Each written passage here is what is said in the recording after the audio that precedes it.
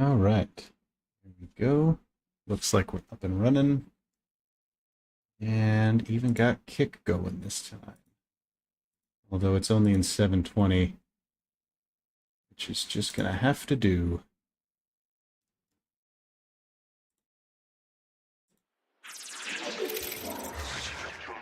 There we go. All righty, let's do some word games. Get the old brain worms moving.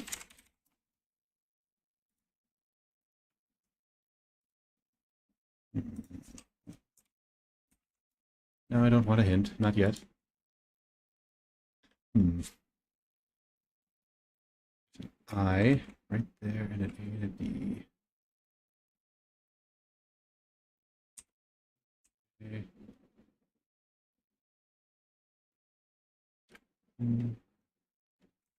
Nope.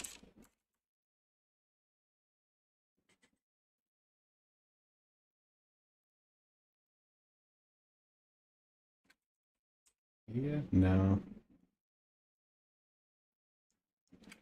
Let's just get a little bit of a hit there. Okay. So we know the D and the A cannot be in those places.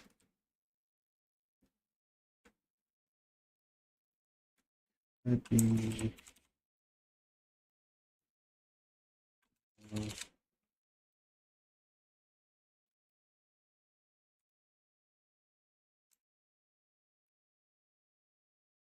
the D's either at the beginning or the end.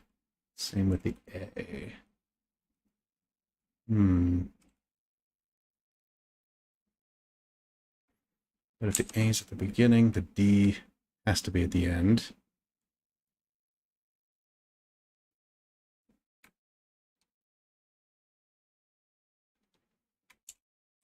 E is at the beginning. A has to be at the end.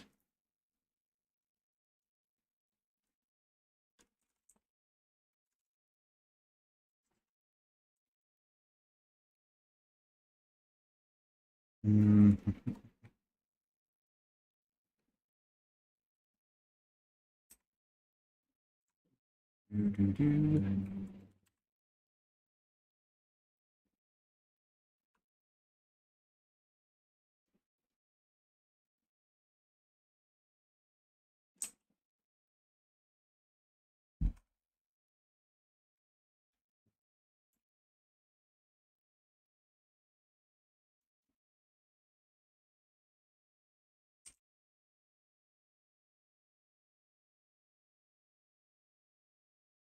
I don't know. Just give me a little more help here. Okay. So we know the D has to be at the end. We know the A has to be in the middle. So something like that. But there isn't, or there's an L, yeah. Okay, there we go. It's plaid. Nice. Let's look at some connections.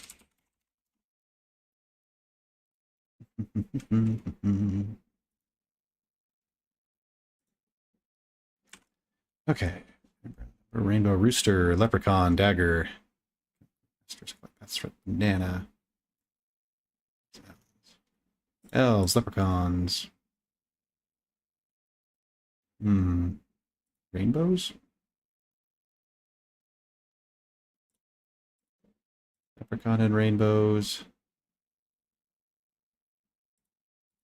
Show off, bluster, strut.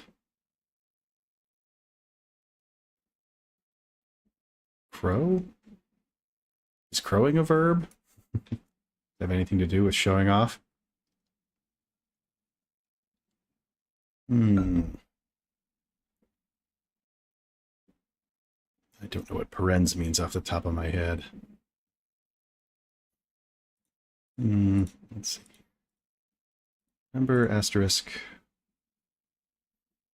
Hmm.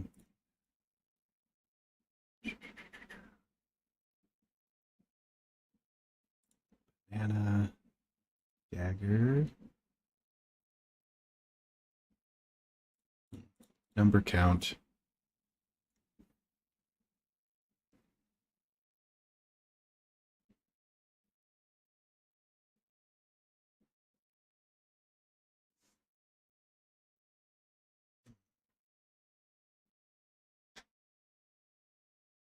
Let's shuffle these. They're throwing me a little bit today.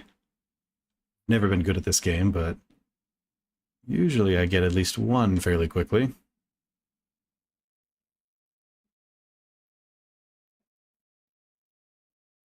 Like elves. Should be an easy one to match with other things. Elves. The thing I can think of is leprechaun. Mythical creatures. I don't see anything else that really matches that.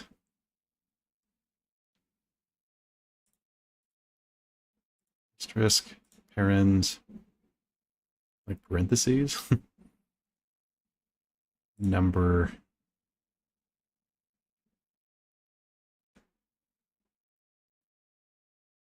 Count.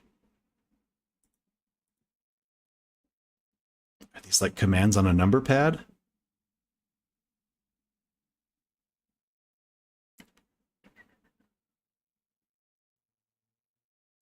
Don't feel good about it. Yeah, let's try it. Nope, one away though.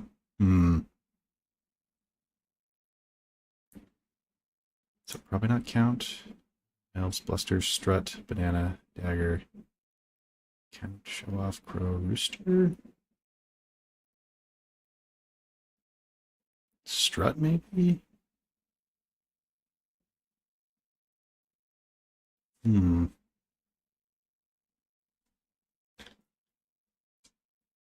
Could it be? Rooster. Crow. Types of birds. Banana bird.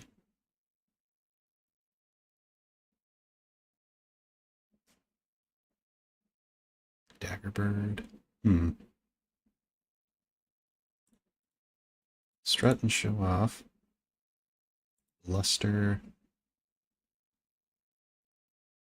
Rooster maybe?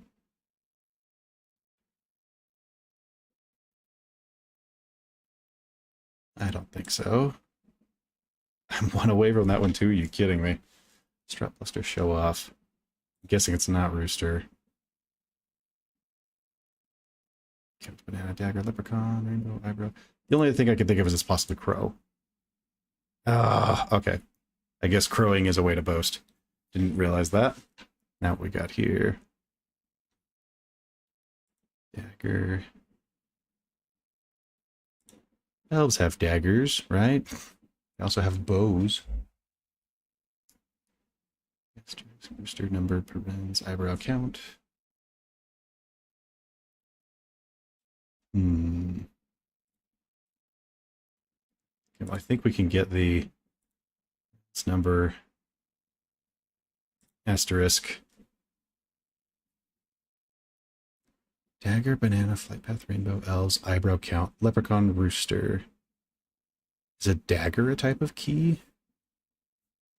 I don't think a banana is a key. Rainbow, leprechaun key. Already did count. Okay, we're gonna try dagger, but I don't feel good about it. Hey, wasted to note a citation. Okay. Now what we got here? Like flight path is specific. What has to do with flight path?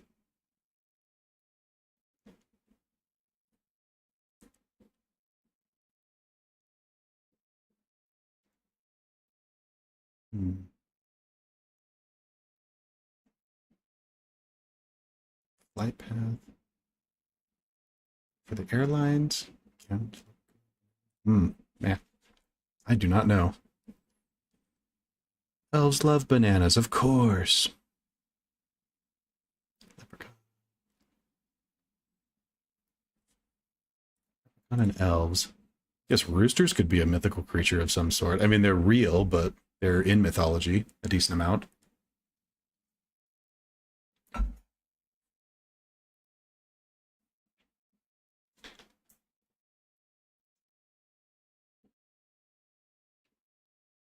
Rainbows?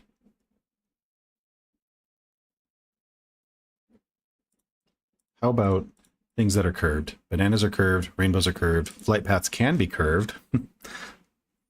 I suppose, in a way, they always are, since the Earth is not flat. Even when you're flying in a straight line, you are flying with the curvature of the Earth. What else could have curves? Eyebrows, technically? Mm-hmm. If you're Dwayne "The Rock" Johnson. All right, things that have curves. Give me the money. Ah, arc-shaped things. Nice. Okay, let's see if I can match up the last four. This is what I'm always worst at, is trying to figure out how the last four actually go together. Leprechaun, rooster, count, elves. Count, elves. Creatures on Sesame Street? When I hear count, I'm thinking of like the count, but I don't think that's right. Count, like counting, or maybe a count. Leprechaun, rooster, elves. Things in a D&D game, not leprechauns. I have no idea. Just go for it. Cereal mascots. Oh, that's a good one. Oh, man. I don't know any of the mascots anymore. I buy all the cheap cereal that can't afford the mascots. All that malto meal stuff. All right. What do you want to do next? I think I'd like to finish this video I started a little bit earlier. Let's see.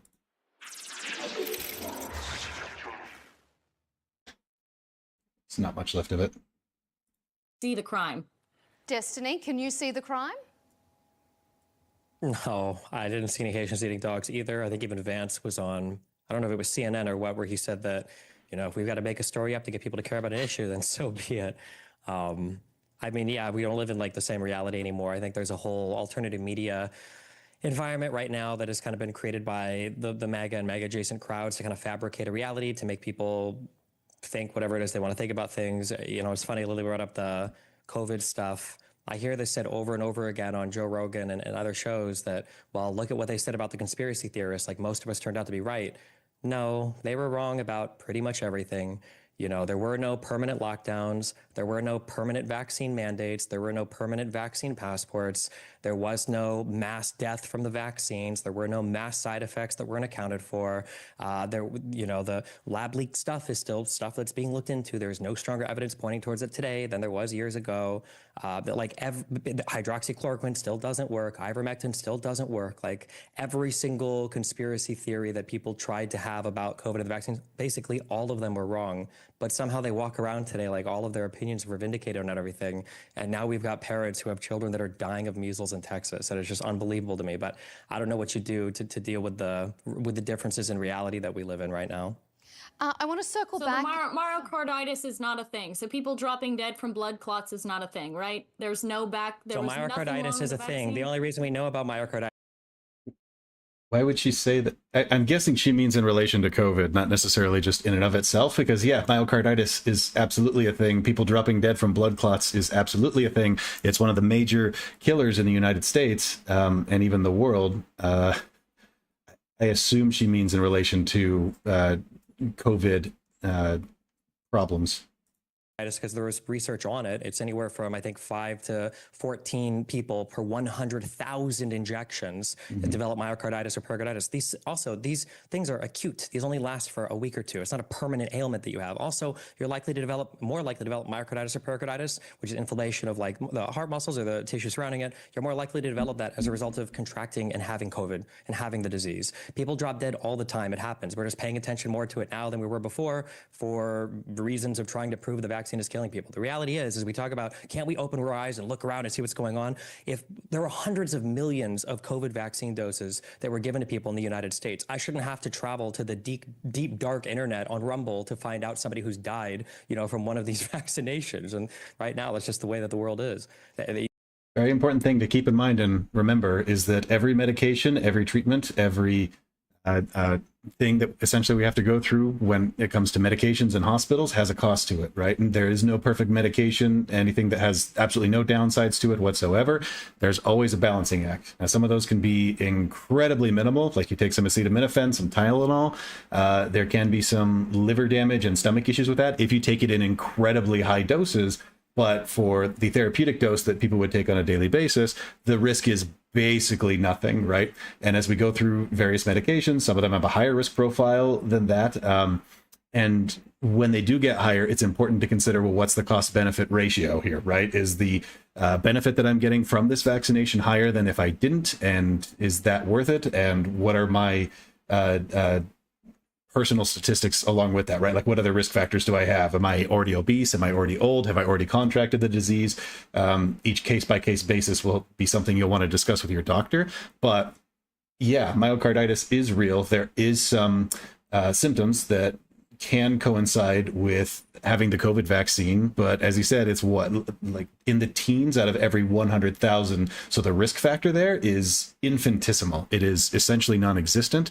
And if it does happen, it is short-term, and the comorbidities of what you might get with contracting COVID-19 are so much worse than if you took the vaccination itself. So very important to remember that, yes, there is no such thing as a perfect medication. They'll always have a risk analysis. And most of the time, if your doctor recommends it, it's because it is beneficial.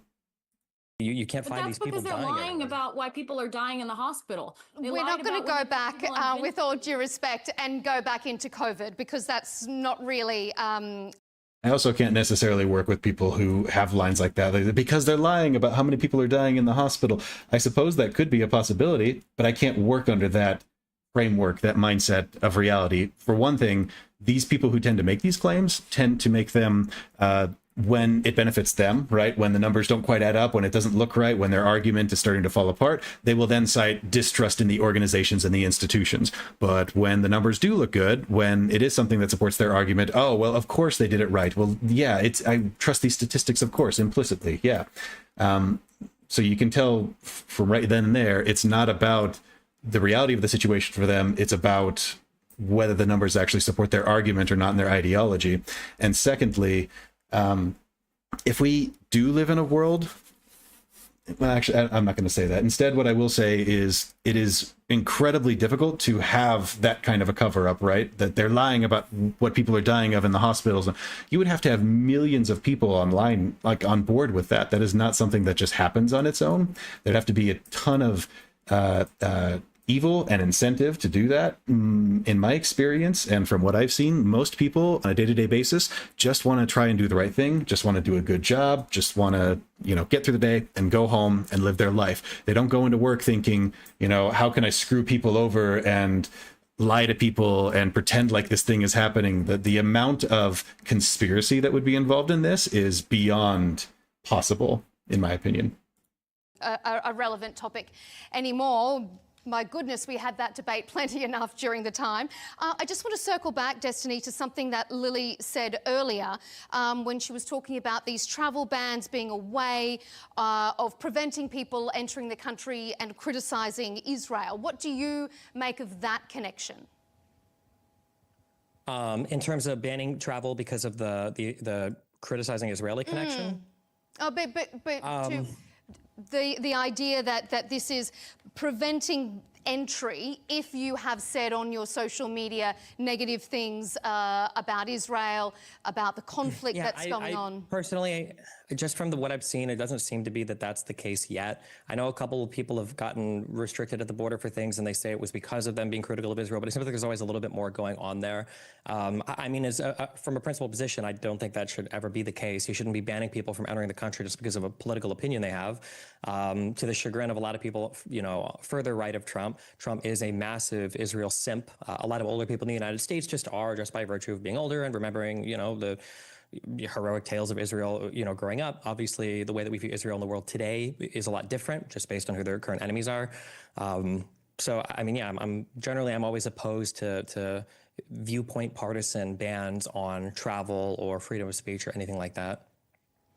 Because Marco Rubio himself was the one that was like, if we see you at the border and you say you're here to be critical of Israel or whatever, we're going to chuck your social media. He's the one saying it. I mean, we don't have to speculate about this. You can go listen to the transcripts of him saying this himself. It's clearly a way of trying to quell anti-Semitism, which is apparently on the rise. I don't know why.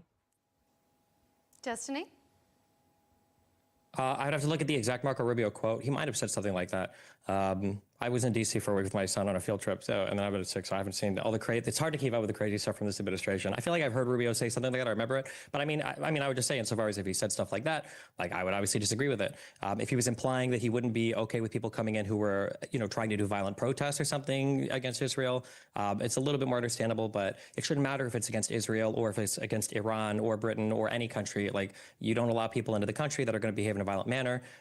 You shouldn't disallow people into the country just because they're criticizing, whatever your favorite country is, whether that's Israel or whatever else. So, Lily, I'll let you have one last reply there to what Destiny has said, and then we'll wrap it out.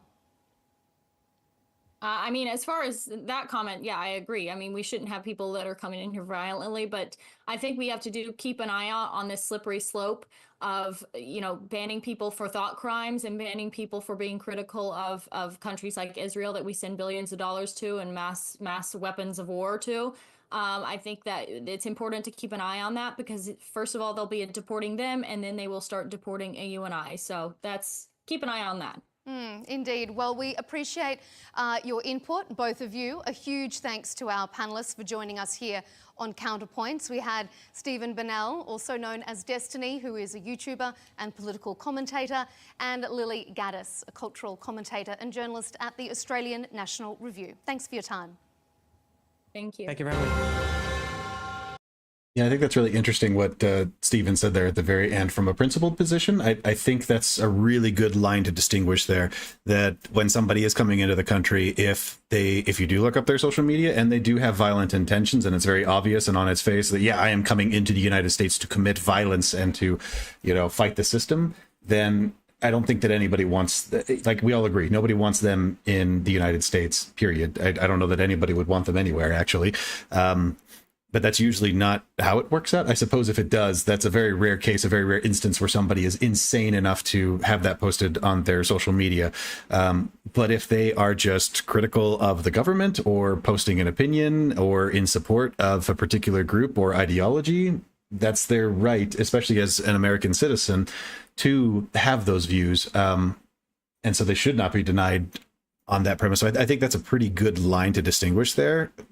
Although I suppose it can get really muddied as you start to split the hairs. But for the most part, yeah, I think everybody agrees. We don't want violent criminals in the country, but does anybody disagree that for people that just have different ideas and maybe even don't necessarily support Israel, would we deny them entry to the country just because they have an opinion? Do they not have a right to share that? Interesting stuff here. All right, let's check out more of the news.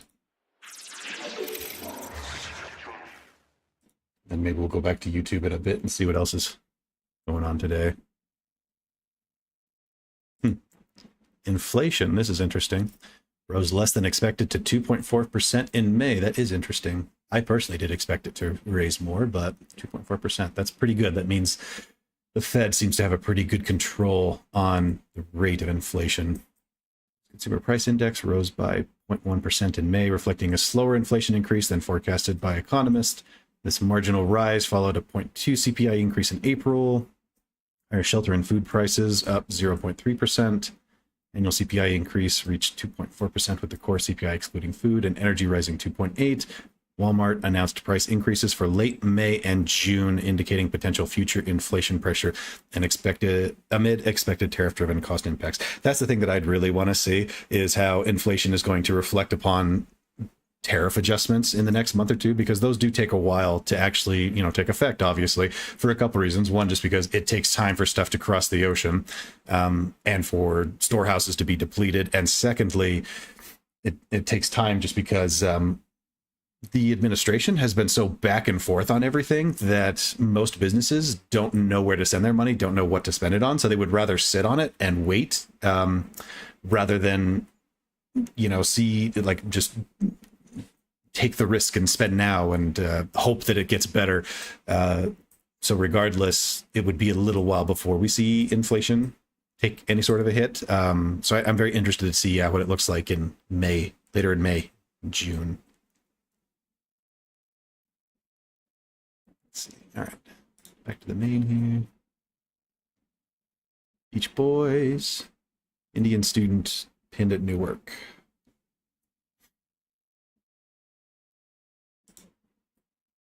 How does one enter the US illegally and manage to get to an airport where a video that circulated on June 9th showed an Indian student being restrained on the ground with handcuffs?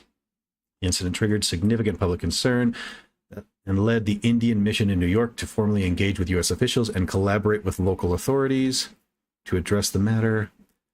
June 10th, 2025, the U.S. Embassy in India emphasized that while it welcomes genuine travelers, it strictly opposes unauthorized entry, misuse of visas, and any breaches of U.S. laws. Kunal Jain, an NRI and social entrepreneur, filmed the event and described the student as crying and treated like a criminal despite chasing dreams and causing no harm. Chasing dreams and causing no harm. What an interesting way to describe somebody. Ministry of External Affairs continues to monitor the case formally. They don't say too much about it. I assume what they mean here is that they are a student in the US, perhaps a college student coming back from India, and for some reason were held up at the airport, and maybe that got blown up into some big thing. What do they mean entered US illegally? Like, how do you get to that point? Again, you have to use... If you're coming from outside the US, you have to have a passport, right? You have to have your green card in order to come in. How do you get to that point before being detained? I need more details. Abuse of visas, a violation of law.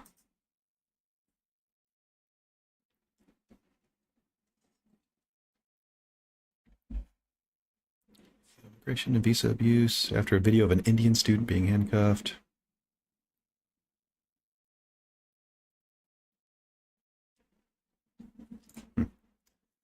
Let's see.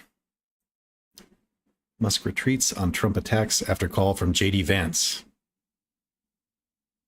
Okay.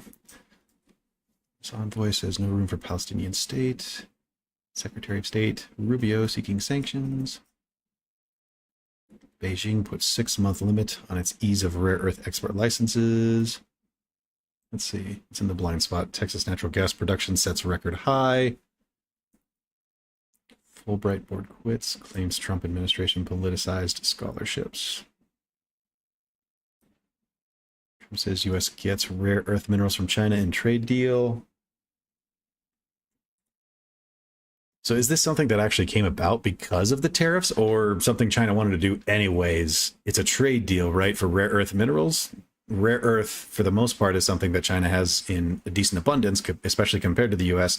So of course they would want to trade. But did the tariffs bring that, or was that just something they wanted to do anyways?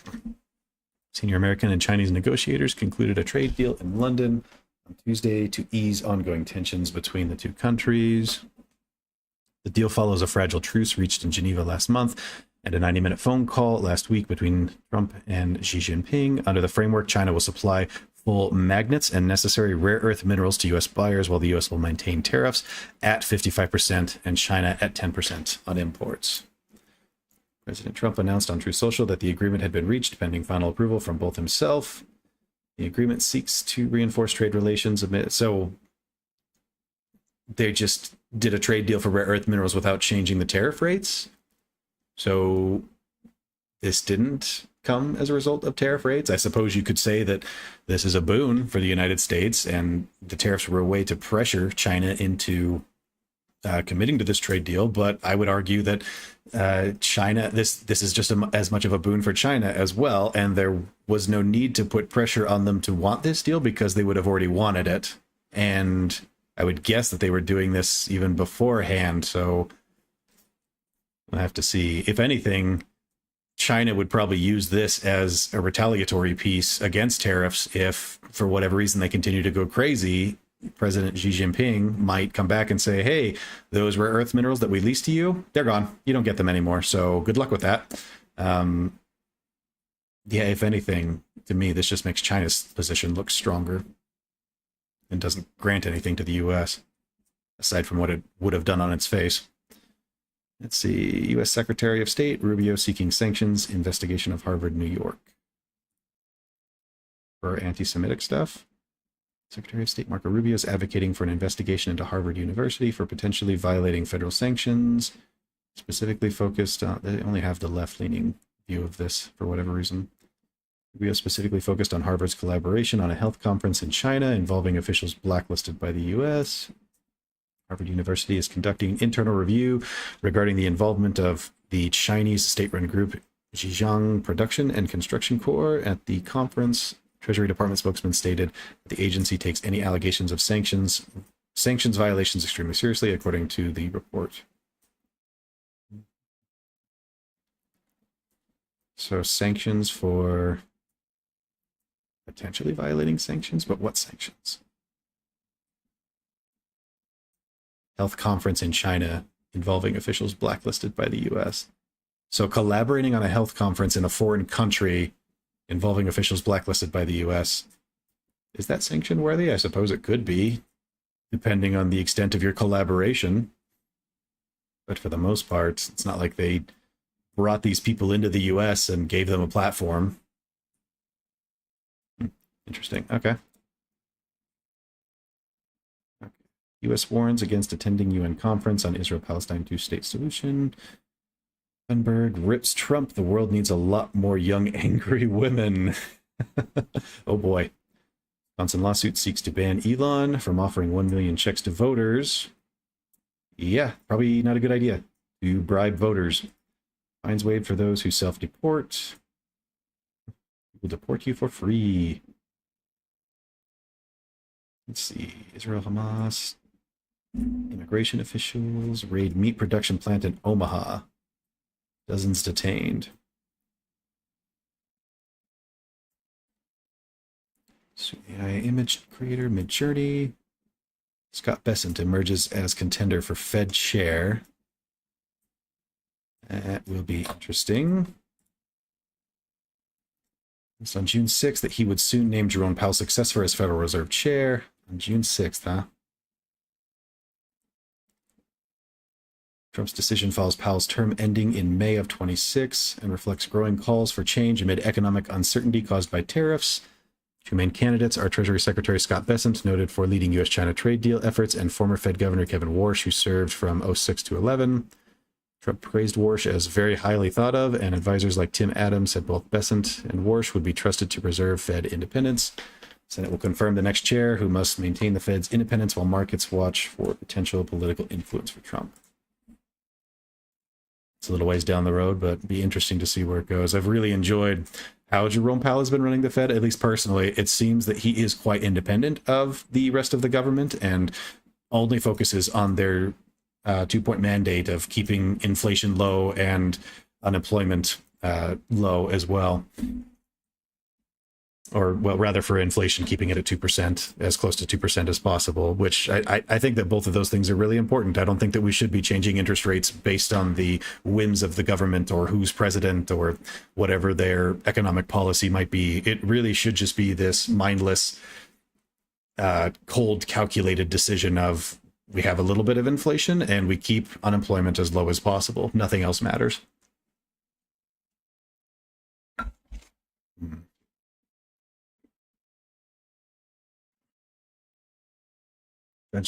Judge tosses lawsuit over Trump's firing of U.S. African Development Foundation board members.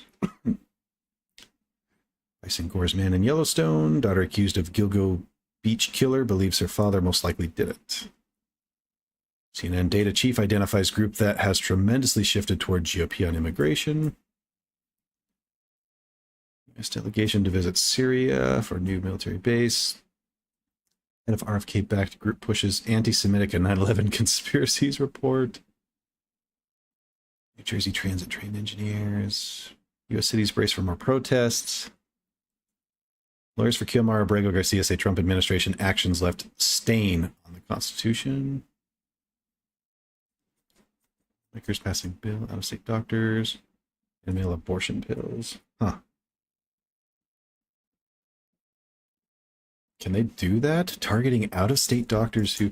Can Louisiana, a state in and of itself, create a bill, a law that targets out-of-state doctors who prescribe and mail abortion pills? They would have to have extradition agreements from the state in which the doctor prescribes out of, right? Like, I guess this could be symbolic, but as far as something you can actually enforce, Sounds not doable to me. Lawyers for South Carolina. Inmate ask a court to stop his execution. Okay. What was this thing? The data chief. Immigrant voters swung 40 points toward GOP on immigration since 2020. An expert Harry Enton reported that immigrant citizens have increasingly shifted their support toward the Republican Party regarding immigration policies. This 40-point shift to the right occurred after immigrant voters, once favoring Democrats, became more hawkish on immigration enforcement. Enton emphasized that immigration voters who are registered to vote moved from trusting Democrats by 32 points in 2020 to preferring Republicans by 8 points. Trump's vote share among immigrant citizens rose from 36% in 20, blah, blah, blah. This realignment suggests stronger immigrant support for GOP immigration policies reflected in Republicans' current 8-point lead over Democrats on the issue. That is interesting, that you being an immigrant yourself would also be more in support of immigration policies in general, meaning, so I suppose we should differentiate. There's two different types of immigration policy here that we would cover. One would be legal immigration and the other would be illegal immigration. If they are putting a stronger, sterner stance on illegal immigration, go for it. More power to them. I agree with that. I think most everybody in the US should agree that illegal immigration is something that we should crack down on and should not be happening.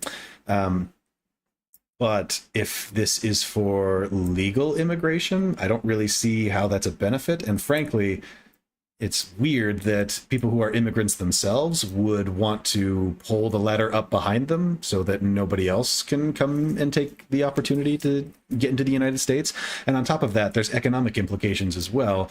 If we don't have as many immigrants coming in, we will suffer in things like the diversity in the students that we have and the intelligence that we're able to bring in the United States, as well as other, rich entrepreneurs that might be wanting to come in, or even people that would be considered a low skill worker, quote unquote. If we cut that off as well, even if they're coming in through more or less legal means, that means more stress and strain on those jobs in the United States. More people will have to fill them. We already have such low unemployment, and Americans just don't want to do those jobs in general. That's just going to cause more issues and more problems in and of itself. So to me, this doesn't make logical sense. This has to be coming from somewhere within their ideology and their feelings. I don't know, maybe the media sphere that they're involved in. But I'd be interested to see where this goes in the next little bit, especially with what we've seen in the LA protests and how the Trump administration has been really cracking down on immigration and emboldening ICE.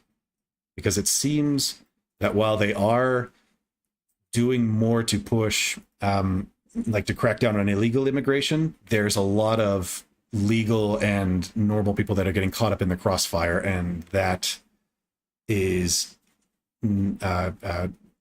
well, it certainly doesn't look good, and it's aggravating a lot of people out there. Okay. All right. That's everything for ground news. Why don't we pull up something else on YouTube that could be interesting?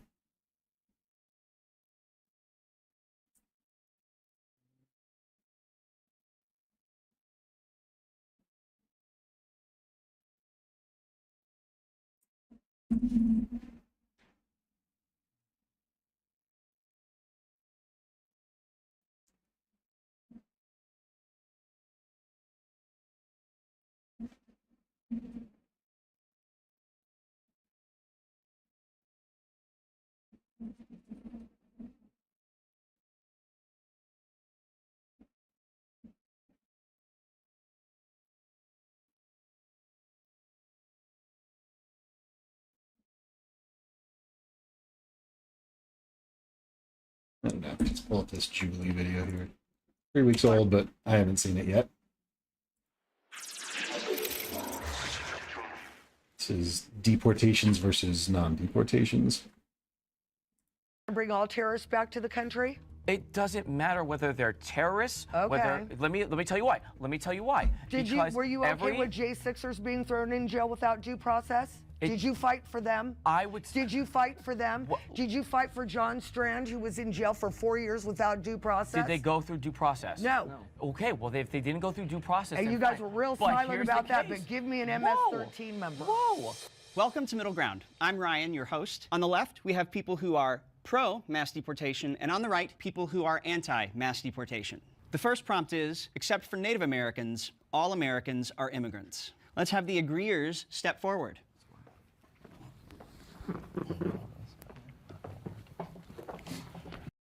That's a good question. I feel like for most people, this would come, the answer to this would come from a place of ideology and how you view the United States as a melting pot. Because technically on its face, like, yeah, like textbooks, or from a textbook perspective, from a definition perspective, that's true. And I don't think you can argue against that.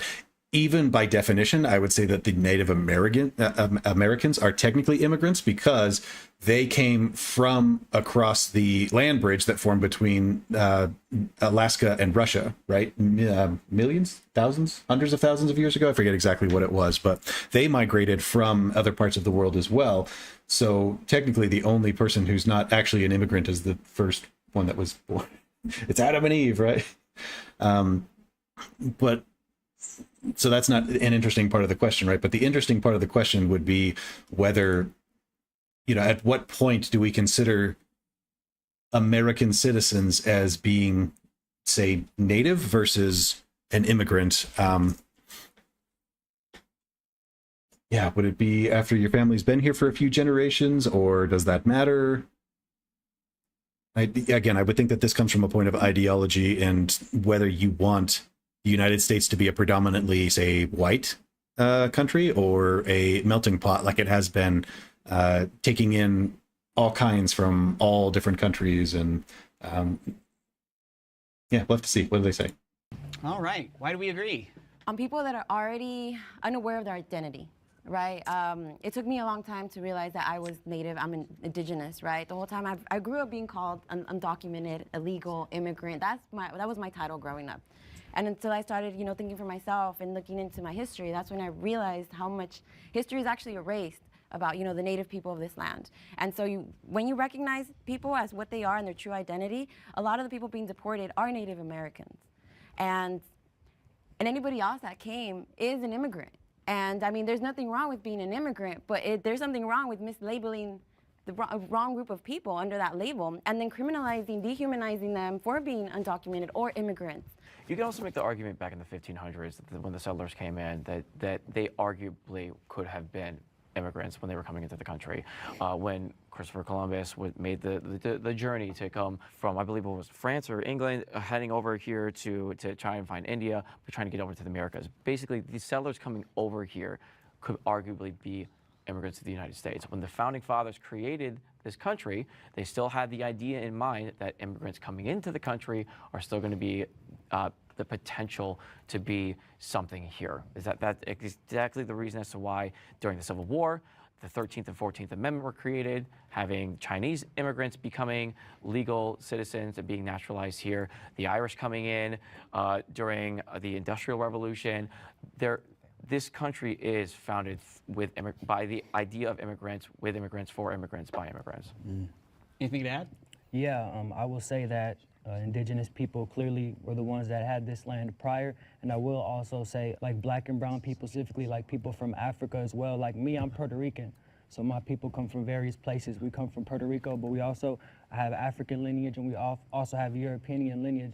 And I think it's important to realize that the world as a whole, not just America, migration has always been fluid, So there have always been people that have been in various lands prior to Eurocentric settlization done by colonization as we see now in America. So I think it's important to note that, and it's important to realize people that have come here through the diaspora, such as people from the Caribbean, such as African people, all those as well that have come here, many not by their will, obviously. I think that's important to state. So migration is beautiful. You know, taking that DNA test, I did recognize that, you know, I do have European and I do have African. And I'm a result of migration, right? People coming from different parts of the world. But it's just a shame that we've just, like I mentioned, like we've criminalized people and called them immigrants or illegals, I mean, or aliens when these people are already here. And so people coming in through ships makes them the real immigrants. And it just sucks that, you know, the word immigrant shouldn't be a terrible term, but just the way this country makes it, it's like, oh, an immigrant, and it's like, well, actually, we're all immigrants, right? But like you're saying, besides the native people of the land, so I feel like we owe so much to the native people, but we're still continuously deporting them and just hurting them and their families, and things need to change because we owe them so much. And we did have already like a functioning society, and this country's falling apart. And it's just like all this technology and then all this advancement, quote unquote, like, but yeah, we already had a way of life where, you know, food was medicine. You know, we were the ones that taught, you know, you're. I have no idea what she's getting into here. She is rambling on. Can they please continue on to something else? Europeans how to bathe themselves. Yeah, we're the ones called dirty. You know, they say we bring diseases, but we literally were killed off, millions and billions of Native Americans, because of disease that came from Europe.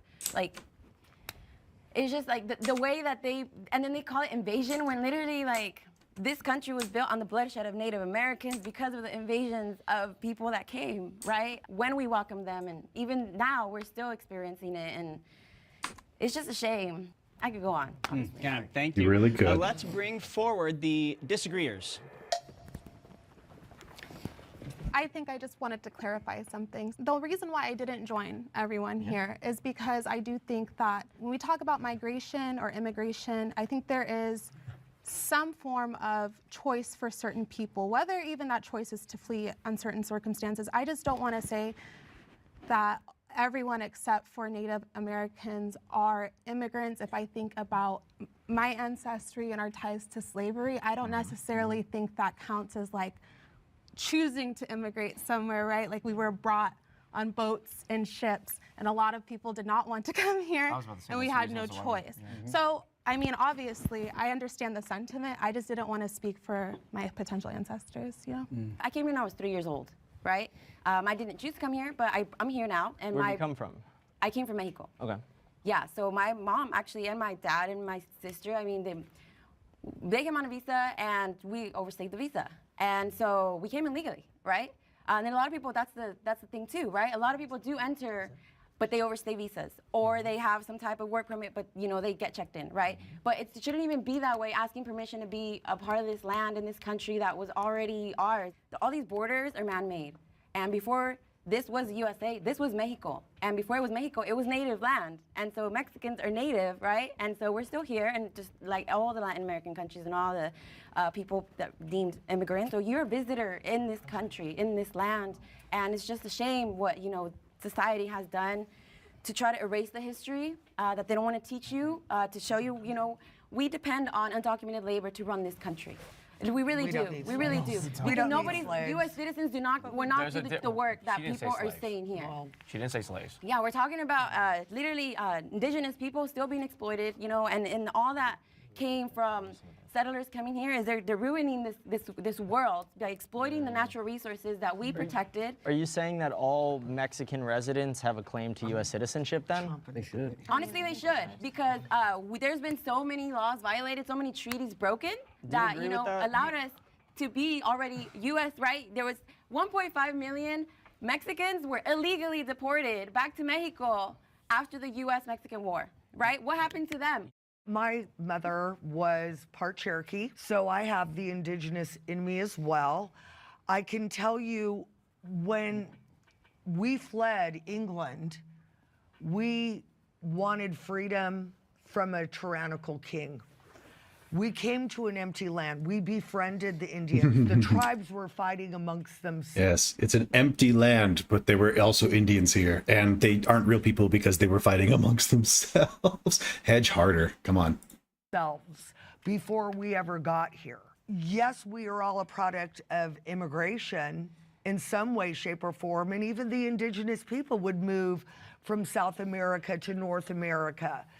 But there's a difference between being a settler and building a country and coming into. I think one big thing that's important to acknowledge is that history is important, right? Where we came from dictates like why we're here, and in some ways where we're going.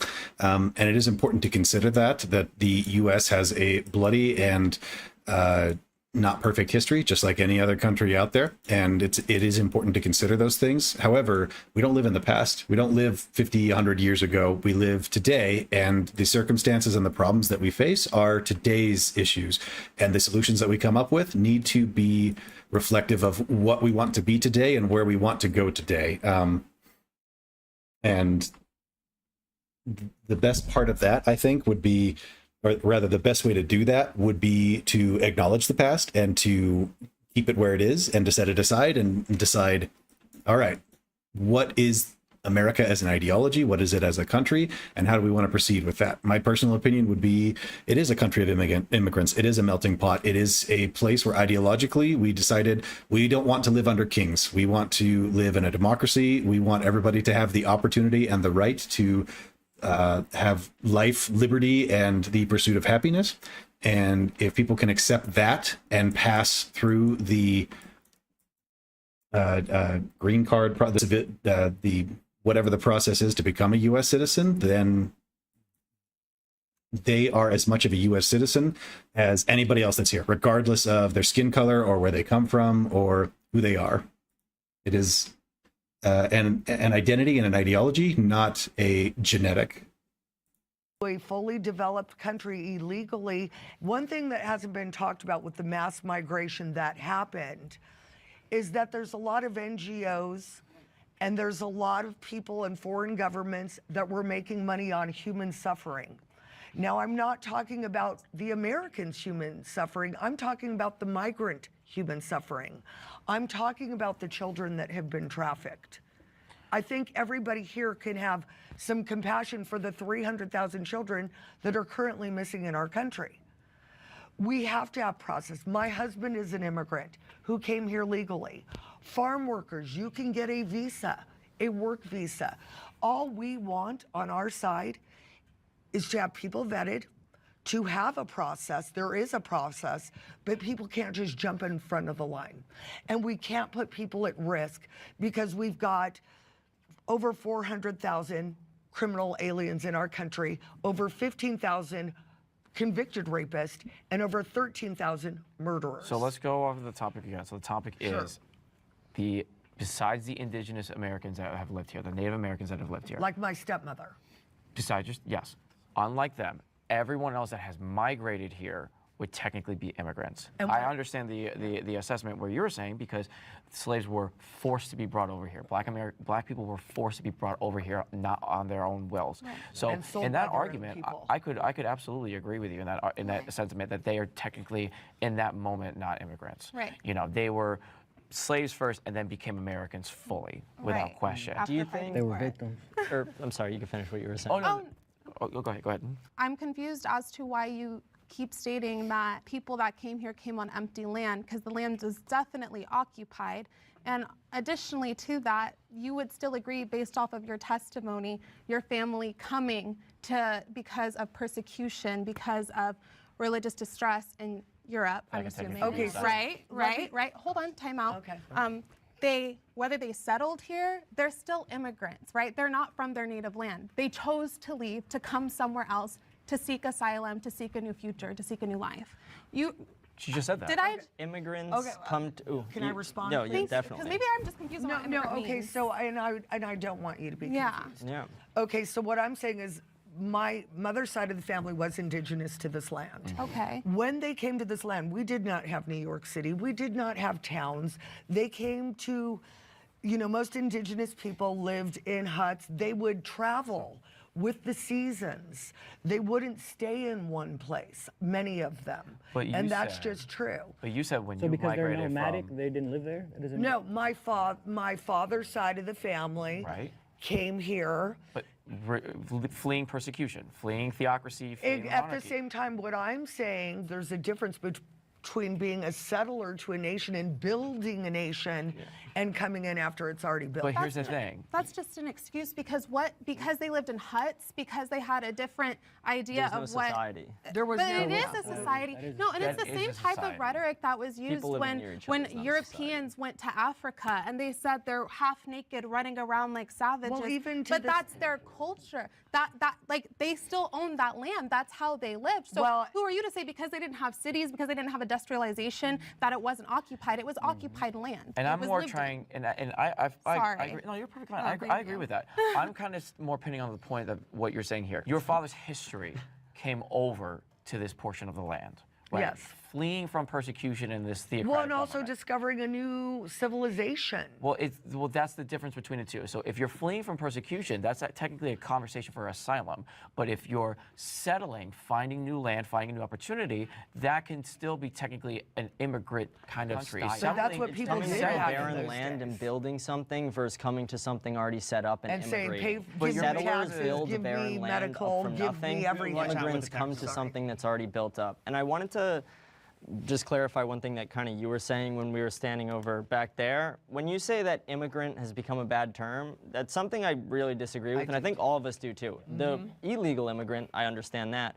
But immigrants are, I have no problem with immigrants. I don't think anybody here has any problem with immigrants. What we do have a problem with The problem with that statement is that they're used so interchangeably these days that you can't tell the difference between the two of them. Yes, on its face, like he said, illegal immigrants should absolutely be a problem. They are a problem. Everybody agrees. We don't want illegal immigrants in this country. They should be deported. However, legal immigrants or undocumented immigrants or whatever it might be, they get so intertwined with the message so often that you really just can't tell the difference between the two of them anymore. And people don't care to make that distinction when having conversations like this. They just go with whatever pushes the ideology that they want. is illegal immigration and illegal immigrants, which is a big difference. Well, here's the interesting thing that you're talking about, because you keep continuing to saying this barren land, this empty vessel. It's this land itself. There's historical documents that say otherwise. Madam, It was a where land it shows with where there's a savages huge fighting each landmass other. coming from the Russian side of the world, coming into the more Canadian America's location. So there were people that were here.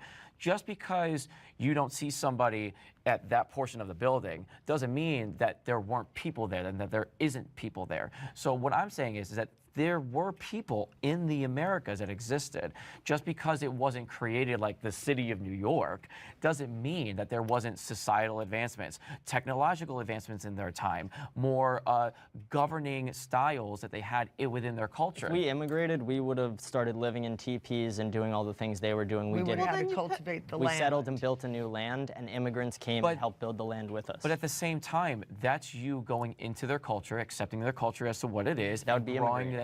in that country. But what that was happening back then when they were settling was this clash of cultures, because London and the people of England had a different style of creating their own cities, their own lives, their own society, right? It's the same thing that was happening over here. Their life and their society and their livelihood is completely different.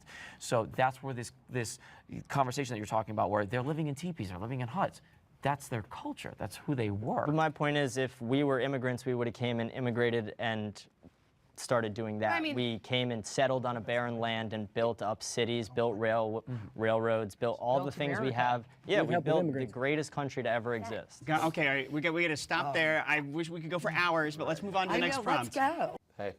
I'm sorry, the argument is that we came in and built stuff and made it better, so therefore we good immigrants, we not bad immigrants, we are not a problem.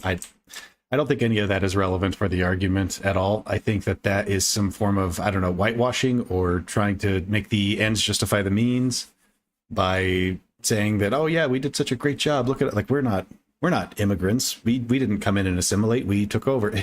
If anything, that's more of an argument for, how cruel it was that foreign peoples came in and essentially took this land from the Native Americans. But I don't know why they went down that particular train of thought. Before we go any further, we want to take a moment to say thanks so much for bringing you in a story. Yeah, since in Milwaukee, Wisconsin. The next prompt is, ICE has too much unchecked power. Will the agreeers please step forward? I think that ICE definitely has too much power. I'm originally from Milwaukee, Wisconsin, and there were U.S.-born citizens in Milwaukee, Wisconsin that have even been detained by ICE. ICE, like police and like many other things of authority, just use their authority to oftentimes abuse and show that force when it's unnecessary. I mean, there is just an incident that happened where a judge was actually arrested for what they said, aiding an immigrant to flee ICE. Basically, essentially, the reason why I feel like it's an unchecked power is because she had stated you do need a warrant, and the warrant that they had wasn't the appropriate warrant that they could use to actually detain this person. And so she stated, let me try to get this criminal trial going before you guys just detain this person. He still has a right for this specific crime and this specific trial that's happening right now. And they were arguing against it. And so I think it gets really tricky when you have a judge or the judicial branch stating that you have to follow and abide by these rules, and then ICE feels emboldened and empowered to just completely disregard it and then take advantage of the situation. The other issue, too, is that we have already seen what ICE has already done with deporting a huge amount of people over to El Salvador, immigrants, without due process. One perfect example, I feel like we already know who this individual is, Mr. Abrego Garcia. We have already know that he, one, is a legal citizen to this country, as well as now having a criminal record. And because of this here, he has the ability to have due process. And because due process was not given to him, the Supreme Court has already ordered in a 9-0 decision to facilitate the return and the release of Mr. Abrego Garcia, which could also open the floodgates to other individuals that are over there, the barber that was over there, the makeup artist that was over there as well. So the idea that ICE can just go in, do what they're doing, and do it and send them away without due process is, in my personal opinion, unconstitutional. I mean, they're definitely violating so many rights that we all have, right? You know, people have the same rights, either they're undocumented or not. And so right now they're, you know, they show up without warrants. And so when they're, you know, confronted like, hey, where's your warrant? I'm not gonna open the door. They are opening doors, they're smashing car windows, they're pulling people out of cars, they're just going into people's homes. People know their rights. And ICE is just abusing their power because they're not following the law. Thank you. Will the disagreeers come forward? Can I ask you a question about the Kilmar Garcia thing? Sure. He was given deportation orders by 2 different judges. He beat his wife on multiple occasions, and he was proven to be a citizen of El Salvador, and he's in an El Salvadorian prison. You stated he was an American citizen, which was false. Do you think that if the things I just said are true, which they are, that he should be deported to El Salvador? No. Because so you don't think an El Salvadorian because citizen... he did not receive due process. The problem is that when I said that he was an American citizen, I meant a legal immigrant to the United States of America. He was an illegal immigrant. We can say that all we want to, whether or not he is. It's been proven. Yeah, sure. I have a question to you. They actually showed it in a White House press briefing, the documents that showed the proof of it.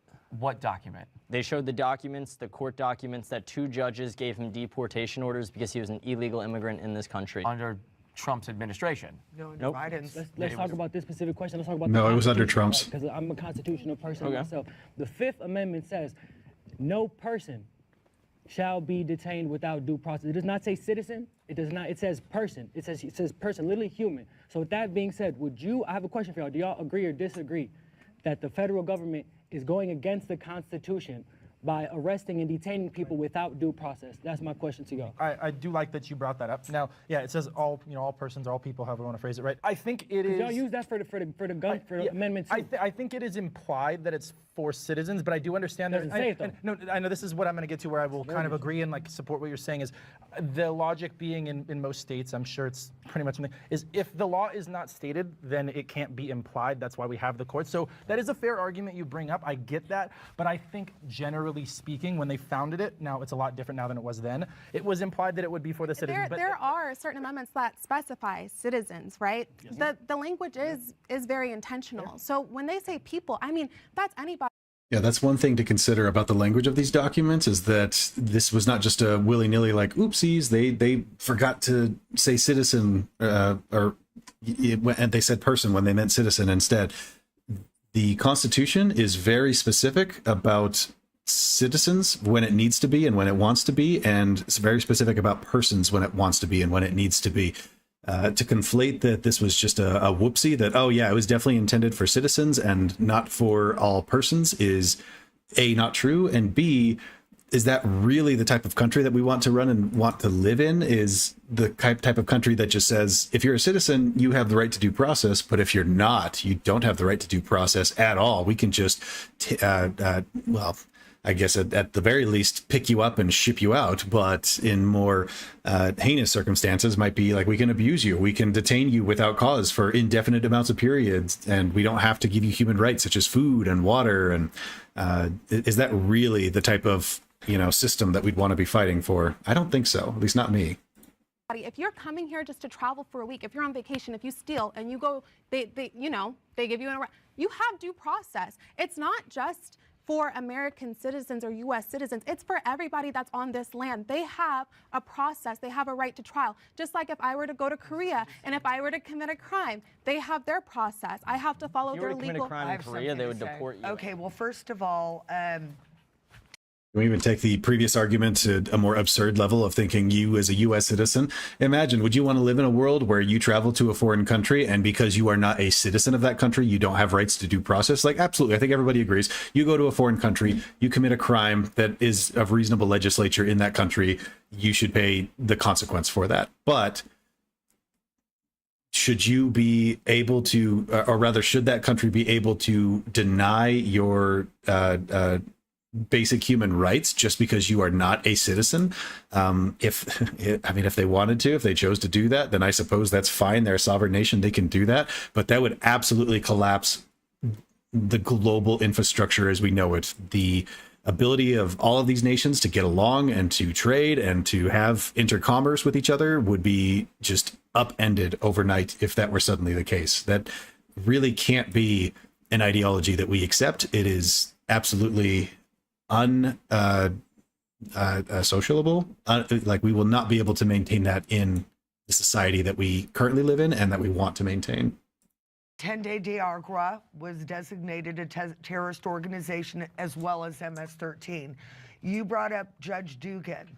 This man that was in there for a trial with the defendants there, and the prosecution and the people that were beaten by this man to the point of being put in the hospital wanted their day in court. ICE was in the hallway. They did not get in a fight in the courtroom. And they knew that this man had already had a deportation order. What did this Judge Dugan do? She took him into the closed section, into her chambers, and snuck him out the back door. That is not okay. They did not have the authority to deport him at that time. She's when in jail he was now. In the middle. Well, that's besides the point. The issue is the reason why she was so frustrated. I'm sorry, is her point that because one judge made a cringy decision that they're all corrupt and that they're all trying to defy ICE and cause issues that way? My understanding was that in that particular case, it kind of was a cringy thing to do and a bit unusual for the judge to take them through.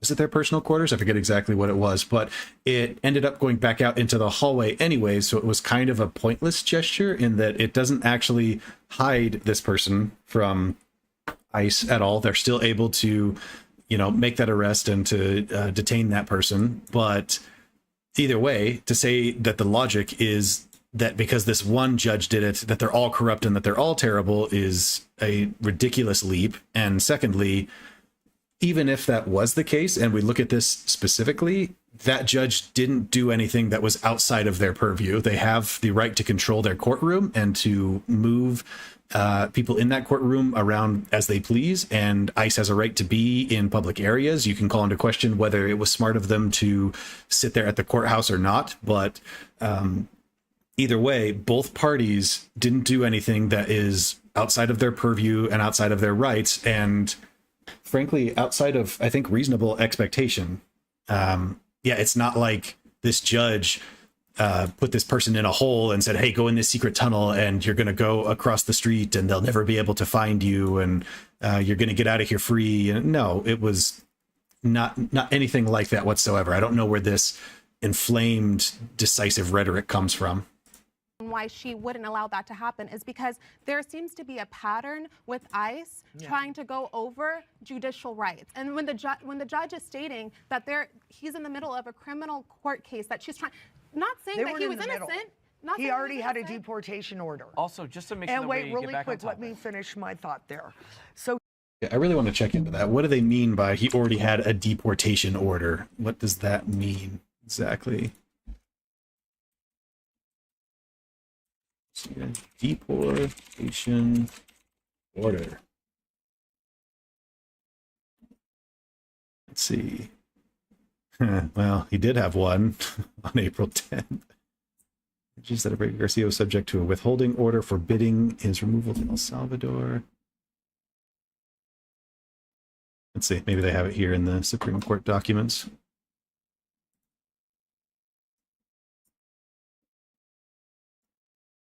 Currently detained. District Court entered an order directing the government to facilitate and effectuate the return. Let's see. The United States acknowledges that Abrego Garcia was subject to a withholding order forbidding his removal to El Salvador and that the removal to El Salvador was therefore illegal. The United States represents that the removal to El Salvador was the result of an administrative error. The United States alleges, however, that Abrego Garcia has been found to be a member of the gang MS-13, a designated foreign terrorist organization, blah, blah, blah. So it sounds like even if a judge previously gave him a deportation order, there was another order of a withholding order forbidding their removal, at least from, or rather to El Salvador. And I assume that that is on top of the original deportation order, but again, I don't know where that comes from. Let's see. How about original?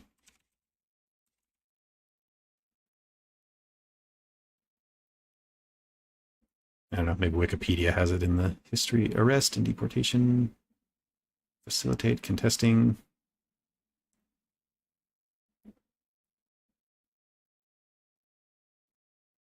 Let's see any of it in here. Let's see. Foreign order. This might have it. 2019 detention and bond hearings. In March 2019, Abrego Garcia and 3 other men were stopped for loitering in Hyattsville, Maryland, in the parking lot of a Home Depot store, where his lawyers say they were seeking work as day laborers. A Hyattsville Police Department incident report, which names the other men but not Abrego Garcia, said that an officer approached them because he saw members of the group stashing something underneath a car. The HPD incident report doesn't mention any suspicion of gang membership, but Ivan Mendez, a detective with the Prince George's County Police Department gang unit, said that the HPD officer contacted the gang unit because the officer recognized another of the men as a member of MS-13, Sailor's Clique. MS-13 began, and let's see, can I skip this a little bit? Smaller groups, etc., etc. I just want to get to the deportation order. Let's see. Suspended for misconduct, unrelated to the incident. That's fine. Let's see. Transferred custody to ICE to initiate deportation proceedings. The police department later said they had no further interactions with him after the 2019 stop. PGPD and ICE paperwork for Abrego Garcia included some inconsistencies, with the PGPD stating that he was picked up for loitering and ICE stating that he was picked up in connection with a murder investigation. In addition, the ICE paperwork stated both that Abrego Garcia is not claiming fear of returning to his country and that Abrego Garcia is claiming fear of returning to his home country of El Salvador. The government did not subsequently allege any connection to a murder investigation. In the legal proceedings, the U.S. government stated Abrego Garcia was a member of MS-13 because he was wearing a Chicago Bulls hat and a hoodie with rolls of money covering the eyes, ears, and mouth. Yeah, but where's the original? He's an active game member. A bond hearing with the bar.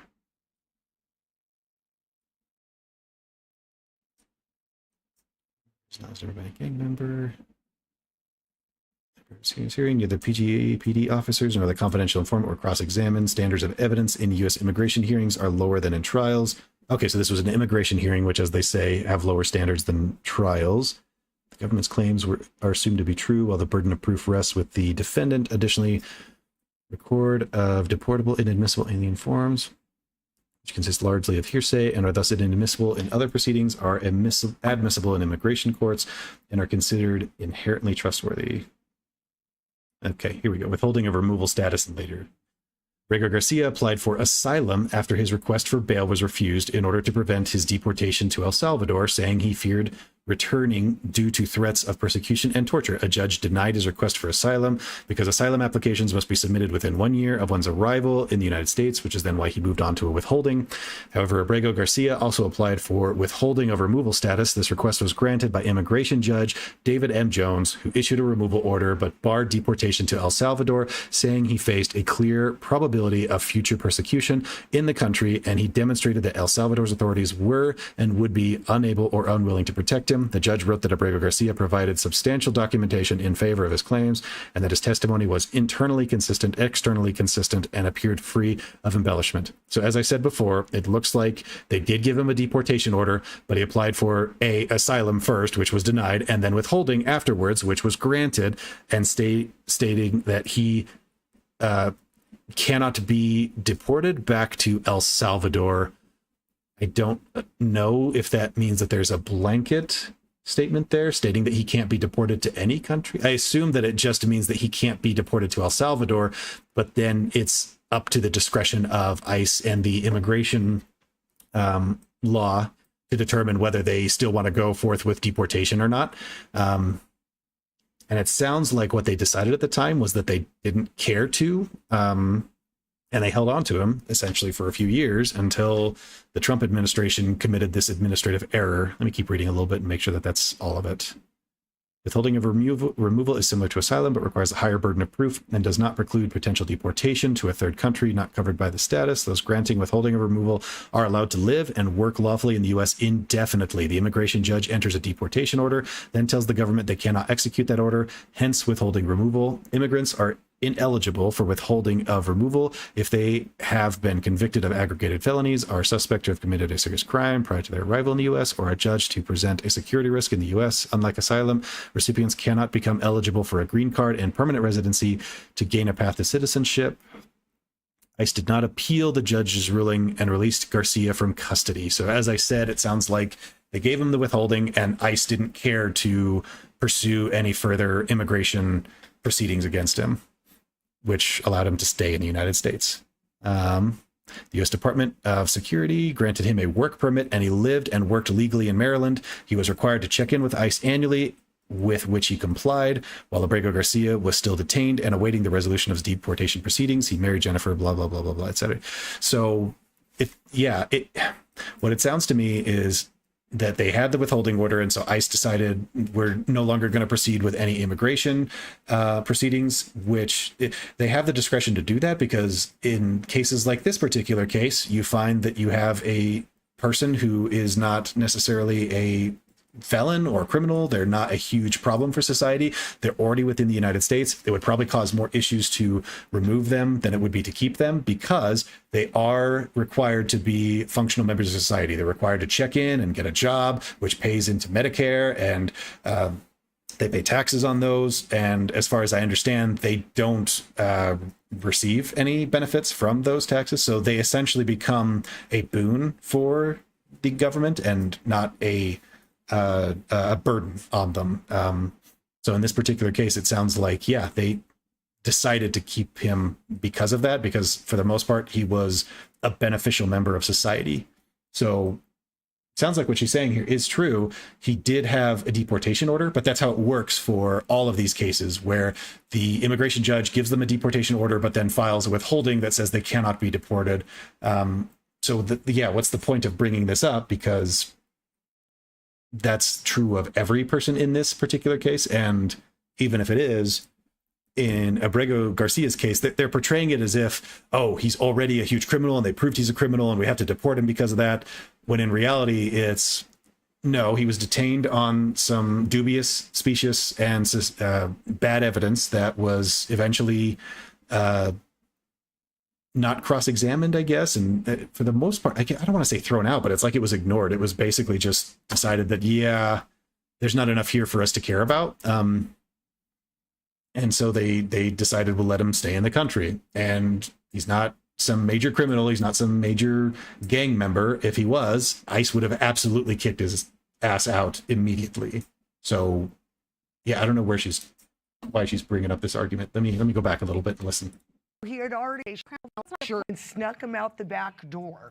That is they not did not okay. have the authority to Sure, deport him at that time. She's when in he jail was now. in the middle. Well, that's besides the point. The issue is the reason why she was so frustrated and why she wouldn't allow that to happen is because there seems to be a pattern with ICE trying to go over judicial rights. And when the judge is stating that he's in the middle of a criminal court case that she's trying, not saying They that weren't he in was the middle. innocent. He already had a deportation order. Also, just to make sure And that wait, we really get back on quick, let topic. me finish my thought there. So he had already had a deportation order. You guys sit here and you're talking a lot about due process and ICE. You know, ICE are the people that go in and save the kids that have been trafficked. ICE are the ones that put themselves in danger all the time to protect you. We're not talking about that, though. We're talking about the powers that they're doing right now, where the If federal they're judges, designated judges have already stated against your case, against your opinion. They have already stated what they're doing is unconstitutional. Not only in the appellate courts, not only there, but also in the Supreme Court with that 9-0 decision against Abrego Garcia. So it doesn't matter what our opinions are. The judges themselves have already stated that what they're doing is too much. So do you agree or disagree with what the Supreme Court and the federal courts have been saying? What I disagree. All right, can I just interject two quick things here? So, yes, as I said, technically, yes, he did have a deportation order, but was swiftly given a withholding order afterwards, which means that they can't deport him to El Salvador. So the argument of, well, he already had a deportation order, so he shouldn't have been here in the first place is garbage. It is pointless. It doesn't mean anything. And secondly, I was listening to somebody the other day who used to work for immigration law enforcement and was kind of discussing this particular issue where there is a conflict between judges and immigration, because they are essentially two different court systems where, like I was reading before, immigration court doesn't have the same burden of proof and standards as the judicial courts do, because of the fact that, yeah, they might very well come across somebody who is an illegal immigrant and shouldn't be here and needs to just be deported. Like it's a cut and dry case, right? Like obviously we saw this person cross over illegally. They have no documentation to prove that they're a U.S. citizen and cannot do that, even though we've given them the opportunity to do so. We're kicking them out of here, right? Like there's no reason to have any higher burden of proof than that. And then, yeah, there's the judicial court, which if the person then comes in and says, oh no, I am an American citizen, like, look, here's my visa or green card or whatever it is. And maybe it's fake, maybe it's, regardless, they're going to have to go through some due process to figure that out and through the courts to work that out. And there is a higher standard of proof for that. But as a result, there is a conflict between these two judicial systems where ICE is able to enforce, their rules and their policies in public areas without a lot of oversight and with a lot of discretion. So them showing up in a public place in a courthouse, knowing that Abrego or anybody, whatever this person is going to be there, they have the right to do that. But should they do that? Because that means that as soon as ICE starts doing that and people know that they are targeting people that are coming to their court hearings, they're going to stop coming to their court hearings, right? So as a result, these judges see that as a threat to their domain and their judiciary branch, I guess it is. Threat is probably not a good word for it. Threat makes it sound like it's a power struggle here.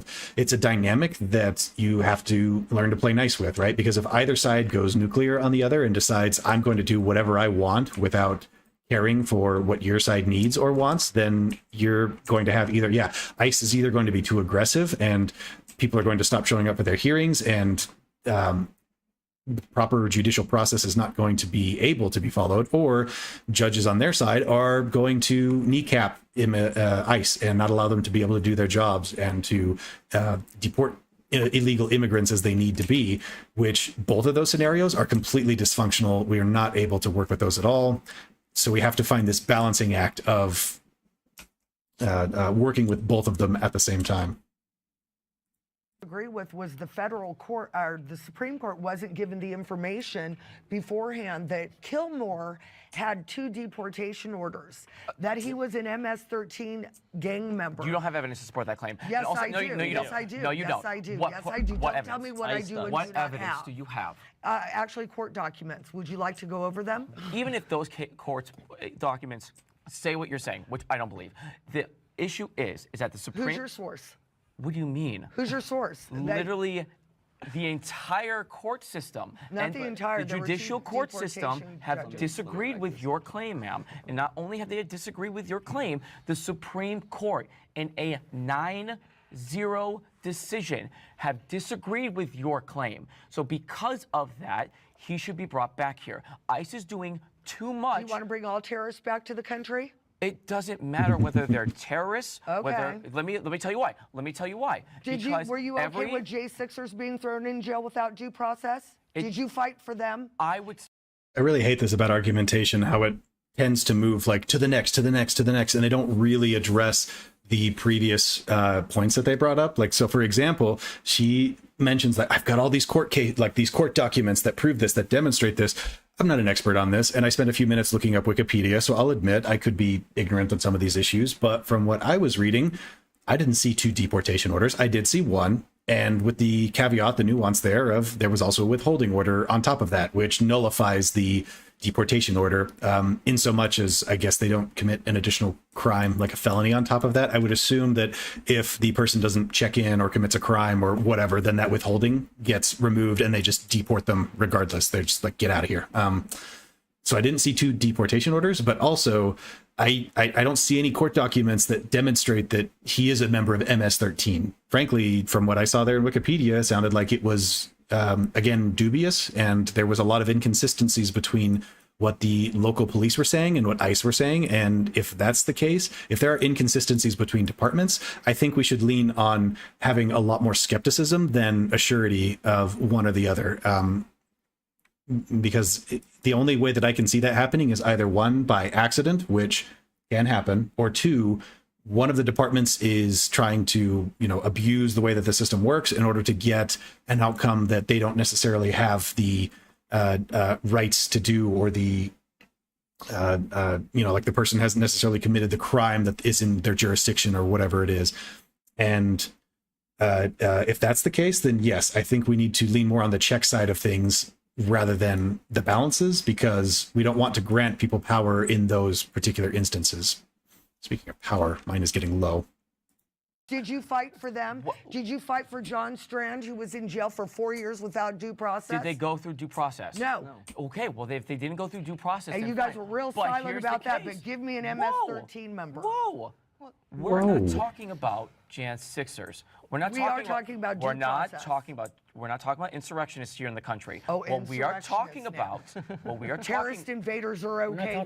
What we are talking about is ICE doing illegal activities unconstitutionally because they're not giving their due process to the people that they're deporting. What about the Alien Enemies Act that says that we don't have to give them due process? The Supreme Court denies your claims because they told him to no longer do that because that is unconstitutional. Nope, so you can take that and throw it out the window. 9-0 on the Supreme Court. So I'm asking you again, do you deny and disagree with the highest court in the land about Abrego and potentially other people that have gotten no due process? I 100% disagree with them because I have been in the freaking depths of the invasion that happened to our country. And I do not agree with an MS-13 member who had two deportation orders for a judge to override that. I do not believe in shopping district judges to get your way. And I am allowed to have my First Amendment right and opinion on that subject. Great. When and I so have do other people that have been deported as well. Mahmoud Khalil and other students. And he should be deported. He doesn't belong They're here. given full presidential authority to carry out the mass deportation that the vast majority of Americans voted for when they elected Donald Trump. Again, those are unconstitutional. It's not under the Alien Enemies Act. It is. The Supreme Court denies you. It disagrees with you. It got reinvoked. No, it didn't. Yes, they literally said in a 5-4 decision that they cannot use the Alien Enemies Act any longer. I would check again. You can say.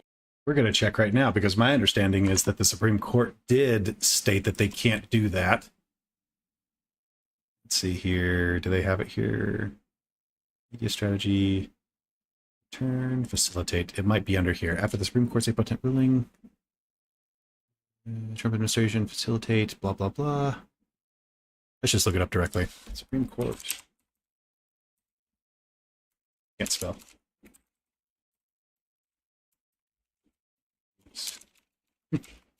Enemies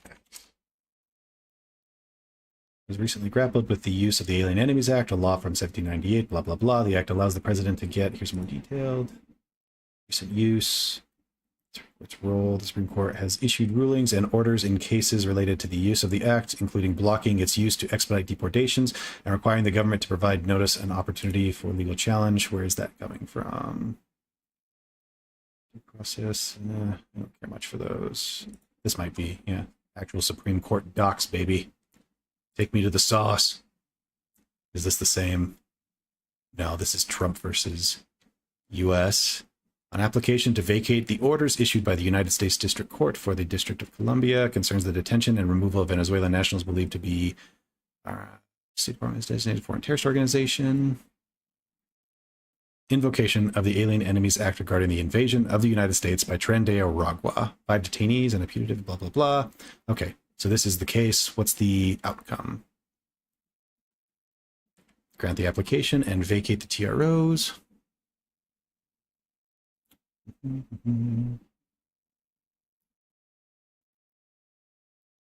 Subject to removal orders. For all the rhetoric of the dissents, today's order and per curiam confirm that the detainees subject to removal orders under the Alien Enemies Act are entitled to notice and an opportunity to challenge their removal. The only question is which court will resolve that challenge for the reasons set forth. We hold that venue lies in the district of confinement. The dissents would have the court delay resolving that issue, requiring, given our decision today, that the process begin anew down the road. We see no benefit in such wasteful delay. The application to vacate the orders of the United States District Court for the District of Columbia, presented to the Chief Justice and by him referred to the court, is granted. So it sounds to me that they, at least in this, that they didn't come out and specifically say you can't use the Alien Enemies Act to anymore as a justification for this. Instead, what they said is that you can use the Alien Enemies Act, but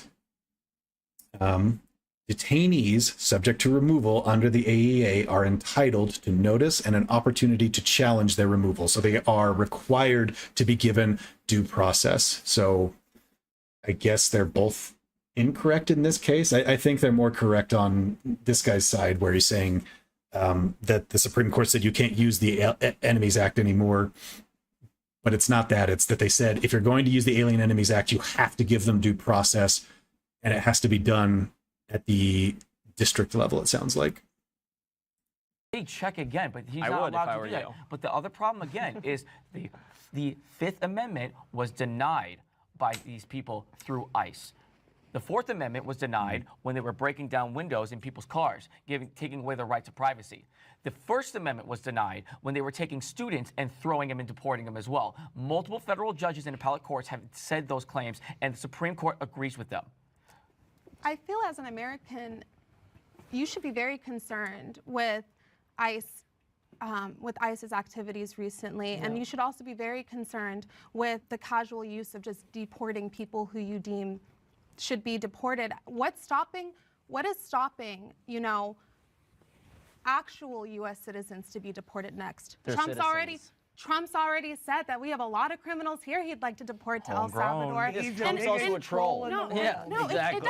I'm sorry, oh my God, guys, can I talk? Can we please stop holding the president of the United States to such a low standard that, oh, he's such a troll, he's just joking. That position of power is incredible, and the responsibility behind that is just massive, right? We should hold the president of the United States to a higher standard of his rhetoric and his narrative and the things that he says and tries to push. We should hold that to a very high standard because, yeah, sure, the president might be a joker. He might be, inflammatory, whatever it might be. But if that's the case, what if we get somebody in there who just pretends like is under that guise and is like, oh yeah, no, I'm just totally joking. I would never nuke this country, but then ends up doing it. We would never excuse that because, they're just a joker. It's just, yeah, it's ridiculous that we would let it get to that point. So can we please stop using, baby-proof walls around the president of the United States? And secondly, the other thing, I've actually dropped it, so we'll just continue. Words have power. And if you start to influence people to get comfortable with the idea of deporting people willy-nilly without letting them go to court, plead their case, whatever the... I just remember the other thought I had. Due process is important because if we start to ignore it, even for people who don't necessarily have as much of a strong claim to it as others that you might be able to argue, it is a bit of a slippery slope to where it becomes now, what if they start deporting people that are actual citizens? Well, if they don't have due process, we never verify that. We have no idea who's getting deported and for why and whether they're American citizens or not. Due process is important because it defends the rights of people who are not necessarily in power at the time, and that can change, right? So we don't want laws that can come into question as soon as a new president gets rolled into power. It is important for us to have due process. The case may be, we're opening ourselves up to deport people that the president deems, that the executive branch deems terroristic, or they don't like their opinions, or they have too much power or influence over the people, so let's just deport them. I'm very concerned. I worry very, very much so. And I've never really been someone who's super proud American constitutionalist, but I'm telling you, I'm actually starting to read the Constitution because Trump has made so many statements and he's empowered so many people to completely disregard the judicial branch. And that branch is very important. Checks and balances matter. Trump said that he was going to run for a third term. Do you think that's unconstitutional? He's kidding. It's again his You think son. that's troll? Yes, 100%. Multiple members of his cabinet were saying They're that he was kidding. gonna Yeah, run. Because again, they know he's it the drives biggest you troll. nuts. Guys, back to topic. Trump gets off on back to pissing topic. you guys Back to off. topic. So where I would maybe say that they are, I don't want to say unchecked, but less checked than they have been in the way of, I mean, I'm sure we're all happy we have a trifecta in the Conservative Party right now, but I mean, I personally, I'm not happy about that. Meaning we have the presidency, we have the Senate, we have the House. Kind of like we don't have in we California. also have the Supreme Court, where that's where I think they can be less checked now, is because, you know, under Biden, and I think this should be in any administration, you shouldn't have one party ruling everything. Do I like that? Subjectively, yes, but objectively, it makes it a lot harder to check things. So I almost actually considered coming up here because, but that's why I think the word is, it's not unchecked, it's just less checked, but that would happen liberal or conservative if anybody had full power. But that's also that fair, but that sows doubt in the opposition, which is a completely fair doubt to have. If they have full control, you're going to be like, will they take advantage of that? I think we are just, in our opinion, we don't feel they are taking control of that in that way, but I'm saying I can see where you are coming from. When he was in office, he deported a More lot. than Trump. Yes, Deporter he in deported a lot. chief. And wasn't sued. Okay, and he wasn't sued, and I wonder why that is. Is it because that Because it's Trump. Corruption. Due process. due process? Because they did things Nope. ethically. process. They did things. I don't want to say ethically. He did not but they put followed a people through court. process. Yeah, they right? deported So you them. think Bill Clinton, when he deported 11 million people, and Obama, when he deported over 3, you think every one of them received due process? I honestly don't. I don't agree with deportation in general.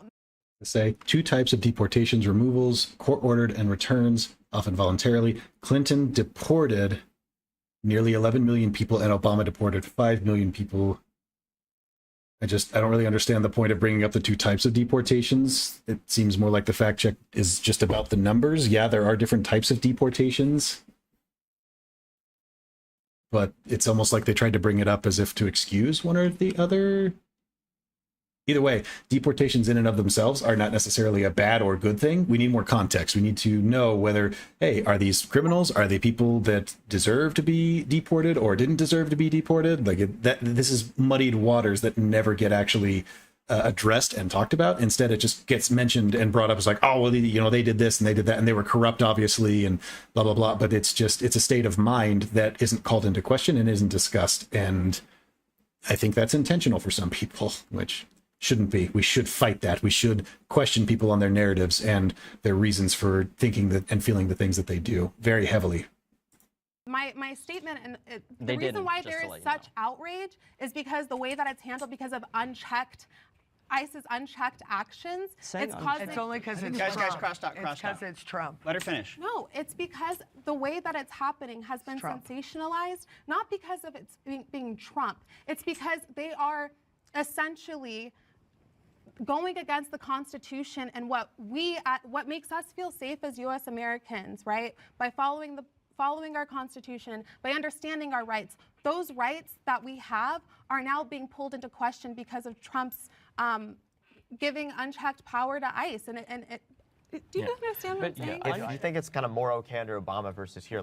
I wouldn't argue that ICE has unchecked power at this point in time, but they have been emboldened by the Trump administration and given additional mandate support, I guess you would say, to push more deportations and to follow up on various leads in different sources. I think that the way that it normally works is that ICE is given a limited amount of resources, and there are different levels of immigrants to deport, right? They're the obvious cut and dry, like, yeah, this person is here illegally. We need to eject them immediately. There is no room here for due process or anything of that nature because this person, like, clearly is, you know, a convicted felon or whatever, like, get them out of here. And then there's, you know, lesser degrees of, well, you know, we're not so sure. We have this person here on a withholding or a student visa or whatever it might be. Maybe they committed a misdemeanor or something. I don't know what it would be. You know, right, there's some middle ground there, some debate for whether resources need to be committed to actually deport that person or not. And that can get more and more progressively so to the point where it's like, yeah, these people are not worth sending resources after. This Joe Schmo living in the middle of nowhere that has been here for 60 years, has been working in the United States, has been funding Medicaid, and has been contributing to society and committed no crimes and has a family here and kids and those kinds of resources, like we don't, or those kinds of targets we don't necessarily need to expend resources upon, but ICE has been emboldened to move up that list to now where they don't just target the easy cut and dry, they're starting to target the more muddied waters that require a little bit more due process and debate and understanding. That's the problem here. It's not that ICE has unchecked power, it's that ICE has been emboldened, and at what point is that too much? It would seem that there is a big divide of half the country thinking it's too much and the other half the country saying it's not enough. So we should have a more clear debate on where that line delineates and not so much the unreality of them having unchecked power. They don't. Like what changed? What was like the I'm not saying that it was more okay. I'm just saying that there was less actions against the courts or from the courts because it was under due process. If Trump did it more, if let's say the first 3 months it was all in due process, no one here would be upset at the fact that ICE is doing the due process, the due diligence, but they're not doing that. They're throwing them in buses at 1 a.m, sending them over to El Salvador without question. We already know, because I've already said this, sorry, but we already know that with the Venezuelans, they have a huge majority of them were already sent without due process and were sent with no criminal record. So to go off to your answer, the answer is that it's the due process. It's the Fifth Amendment. That's it. It's the Fifth Amendment that they're not abiding by. All right, we're going to have to stop there. We're going to stop there. Great. Love the energy, guys. We get to move on. The next prompt is, there is no ethical way to have mass deportation. Will the agreeers please step forward?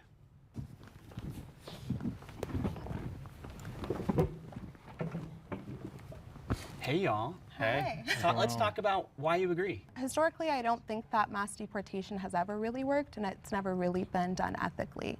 And so right now, I feel like with our current administration under Trump, we're in the process of trying to deport a large group of people, and we're already seeing that people's due processes aren't given to them. We see that, you know, children are worried about going to school. They're worried that they're going to come home and their parents are being taken.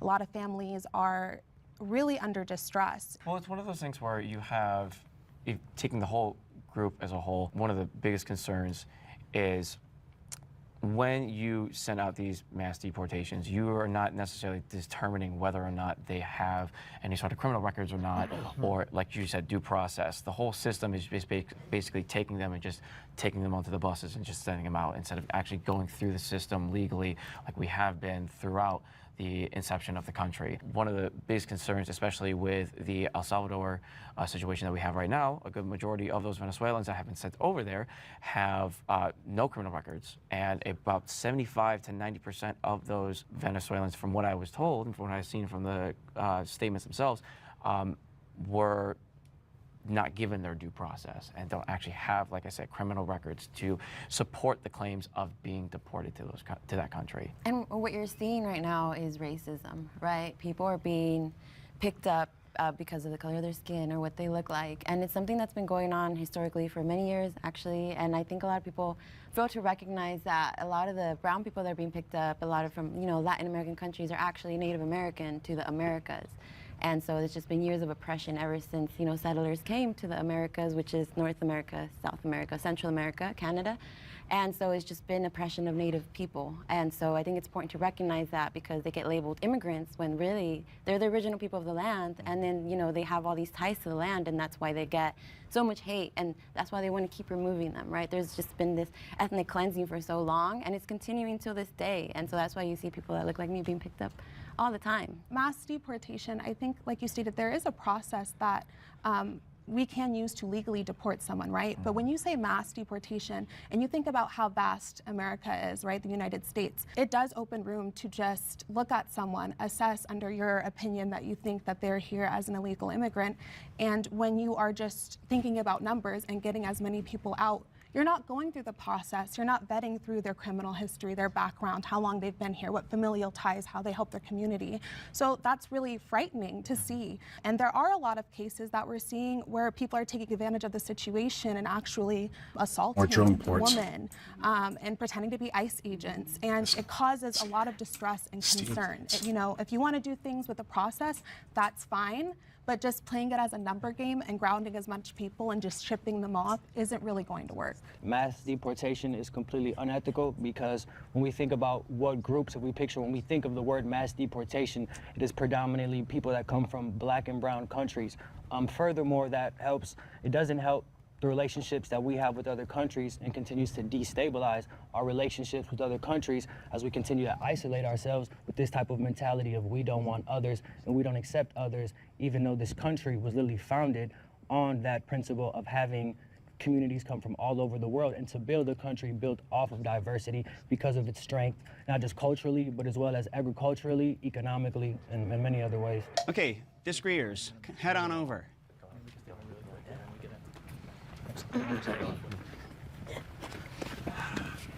I definitely have something to say on this. The bottom line is 4 years ago, you were all silent when 20 million people entered our country illegally. We know that there has been over 400,000 criminal migrants put into our country. They just found a murdered little boy in my town that a illegal alien came here, created a soccer website, and was raping little boys, and he murdered one, and they just found his body. Jocelyn Nungary, 12 years old, little girl of color, raped brutally by Tende Diagra, dead. You cannot say that right, no matter how hard she tries. We have to put America first. We warned all of you about this 4 years ago when you said the border was secure. And then you ran on that you would secure the border. Tom Homan and ICE is not going after people that are just normal. My husband is an immigrant. They are going after criminal aliens, period. If you're harboring a criminal alien, they will go after you. I know you guys must love your families. See, the problem is that she can say that with such certainty and have none of that whatsoever.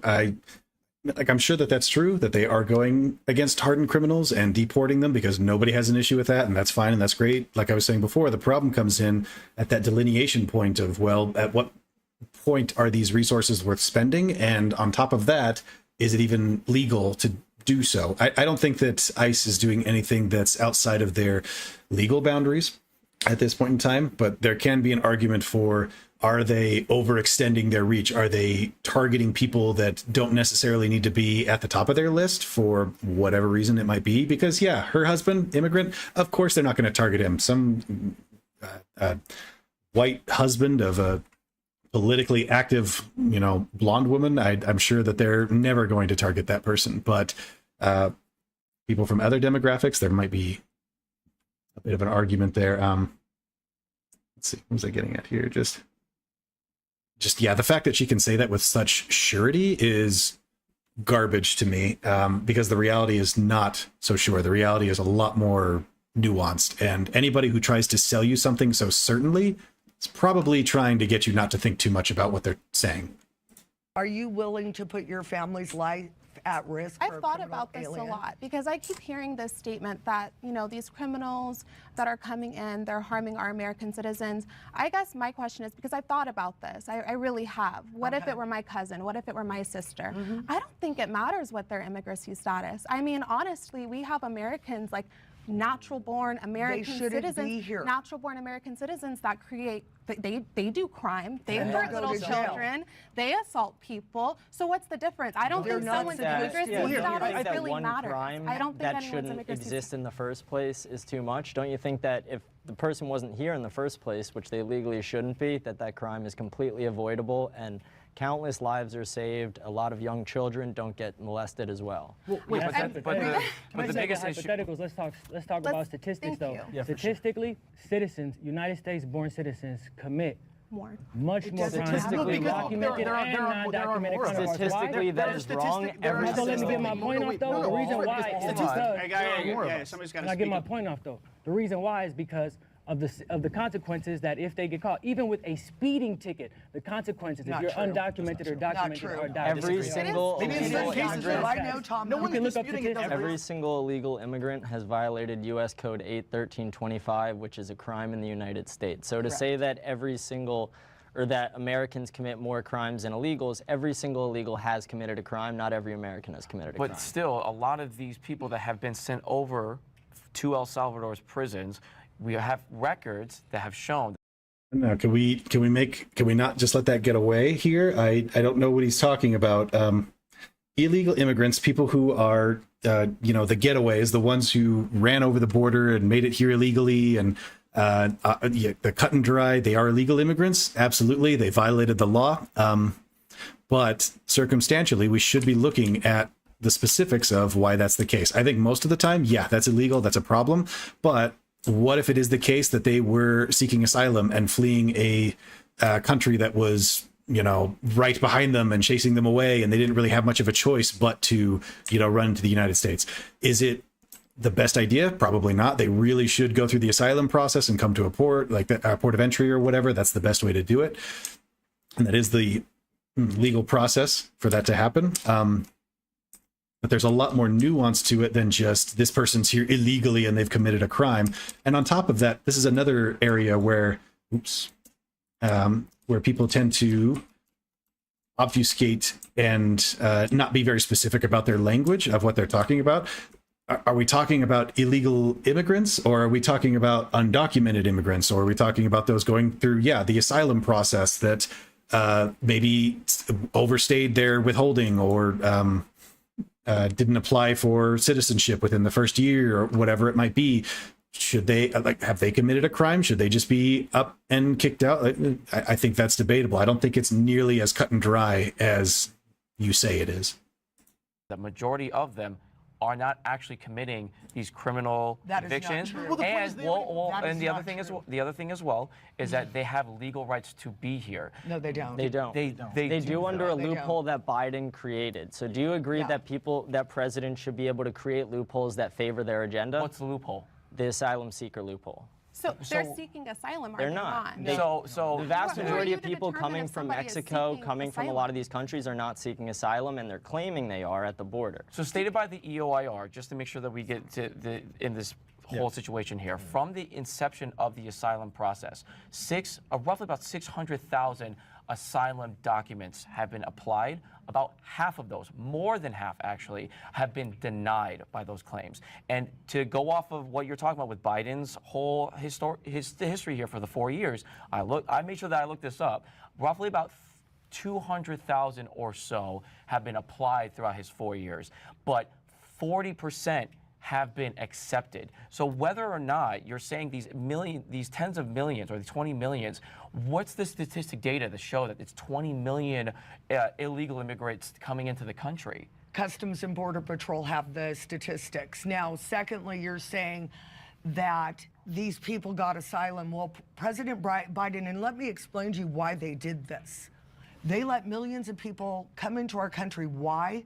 Because they're counted in the census. What does that do? It allows redistricting to create more congressional seats. That's not true. That is true. It is extremely That Social is Security. true. That There's is true. Social I'm Security. speaking. They're giving. I'm speaking Sure, now. go for it. So first of all, it's to gerrymander the congressional districts. That's why they allowed it. They created the CBP One app where anybody could sign up and come to our border without vetting, without due process. You talk about due process. Thirdly, I've interviewed Oscar Blue, who's been through the Darien Gap 5 times, who have seen the migrants who have been murdered, who have been raped, the children, the 350,000 children that are now lost in our country. They did not have due process coming in the country. They just came in. Catch and release became a thing again. So then would you and then Trump agree? stopped that. So then would you then agree? Trump did not stop that. If anything, Trump has actually made that worse, because if only Congress had passed a bill that granted more power and more judges, more magistrates to immigration enforcement so that they could hammer down on all of these asylum claims that are causing these problems right now. And such a bill did exist for a while, but guess who blew that out of the water? Trump came in and said, you can't do this. I need to run on this for the next election. So you need to trash this bill, terminate it, and get rid of it. And to say that Trump has gotten rid of that is untrue, completely untrue. I suppose one could argue that he is helping to alleviate it by one thing that Trump is doing with his tactics and with his policies is that he is making immigration to the United States far less palatable and desirable for the foreign applicants from any perspective whatsoever. So yes, that is going to drive down volumes, and that is something we have seen is a substantial decrease in crossings at the border and more involvement at the border as well. We have definitely seen that. However, is that really the solution to all this? I would argue not. Actually, I don't want these here. That having more border judges, more border patrolmen, more border wall that could have been applied throughout Biden's 4 years. Do you agree that that should have been something that could have been applied? Because Republicans actually took down that border bill that would have provided more judges. Not true. That is very true. Not true. That is very true. It never because passed Mitch the Senate. McConnell. It would have codified 5,000 people coming into our country a day. No, that it's is totally true. And not Senator true. Langford, What happened? we passed H.R. 2 through the House that sat on Schumer's desk for 2 years, and they did not. Trump killed the bill. No. Yes, he did. The Senate killed the bill. I'll tell you why. The Senate killed the bill. senators, Let him explain. Republican senators and members of the House were going to agree on this bill through Biden's administration. But Trump called to veto that bill through the Republicans. There was already a majority of them saying that they would want to pass this, and it would have helped the border crisis that we are talking about now. But when Trump said, no, kill it, that's exactly what happened. Yeah, but why? Why? Because it codified 5,000 people. What is the border crossing? Can you just acknowledge that for a second, that Trump killed the bill? Can we just, not just blow past that? The president came in and said, I need to run on this, kill it. And people said yes and did it. Can you acknowledge that, please? Sure, then we can talk about why, but the reasons why were not a problem beforehand. And even if they are, every bill has complications and issues that they've got to deal with and work through. Regardless, I think everybody knows that there is a asylum seeking problem at the border that needs to be dealt with. And this bill would have helped to address that, even if it had some issues assigned with it. I'm curious to see what she'll say were the issues, but this is how legislation works in the United States. Bills get passed and they have multiple facets of them. Some will be things that you don't necessarily like or don't support, but that's because we live in a democratic society full of many different types of people that want different things. There has to be compromise in some way or another. Crossings today. Let me go back. Like Trump said, no, kill it. That's exactly what happened. Yeah, but why? Why? Because it codified 5,000 people. What is the border crossings today? Like, how many people are crossing a day? Again, we're not talking about 174 people. That would have codified 5,000. 174 people. Yep. Yes. That would have codified 5,000 immigrants coming through our border. Okay, that's just a straight up lie. The 174 a day, sure, that's true.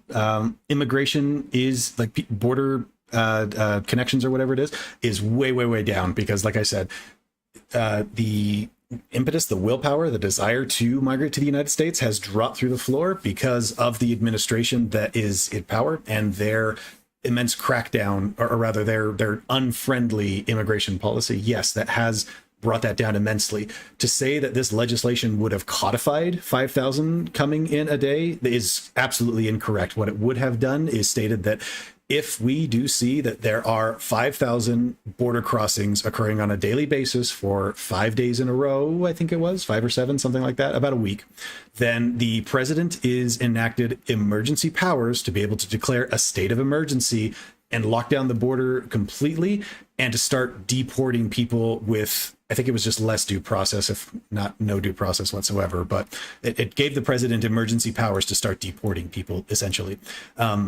And if you think that 5,000 was a lot, the average daily transfer rate of border crossings is about 4,000 per day, or rather it was about 4,000 per day before the Trump administration. So it was not much of a jump and a leap to give the president those emergency powers. It would not have codified anything. It would have just set a gate check system so that now the president has power to actually do something and send people back. Every single day. 11,000. It all. We were at 14,000 a day. We're not under talking Biden. about that. Yes, we are. See, again, what's your point there? We were at 14,000 under Biden. Okay, so this law would have triggered it so that Biden could have come in and said, okay, this isn't happening anymore. We're deporting people. We're getting rid of them. Like, this does not support your argument. This is hogwash.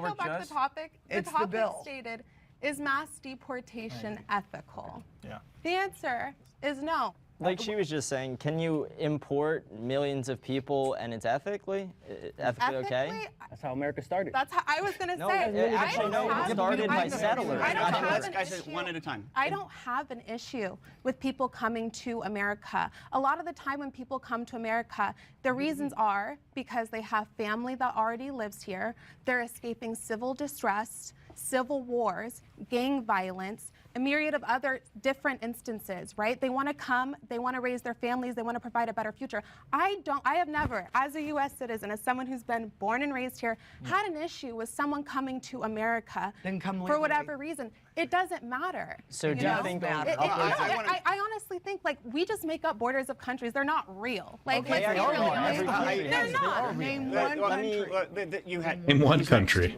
I don't fully agree with what you're saying. First, I want to respond to you as well.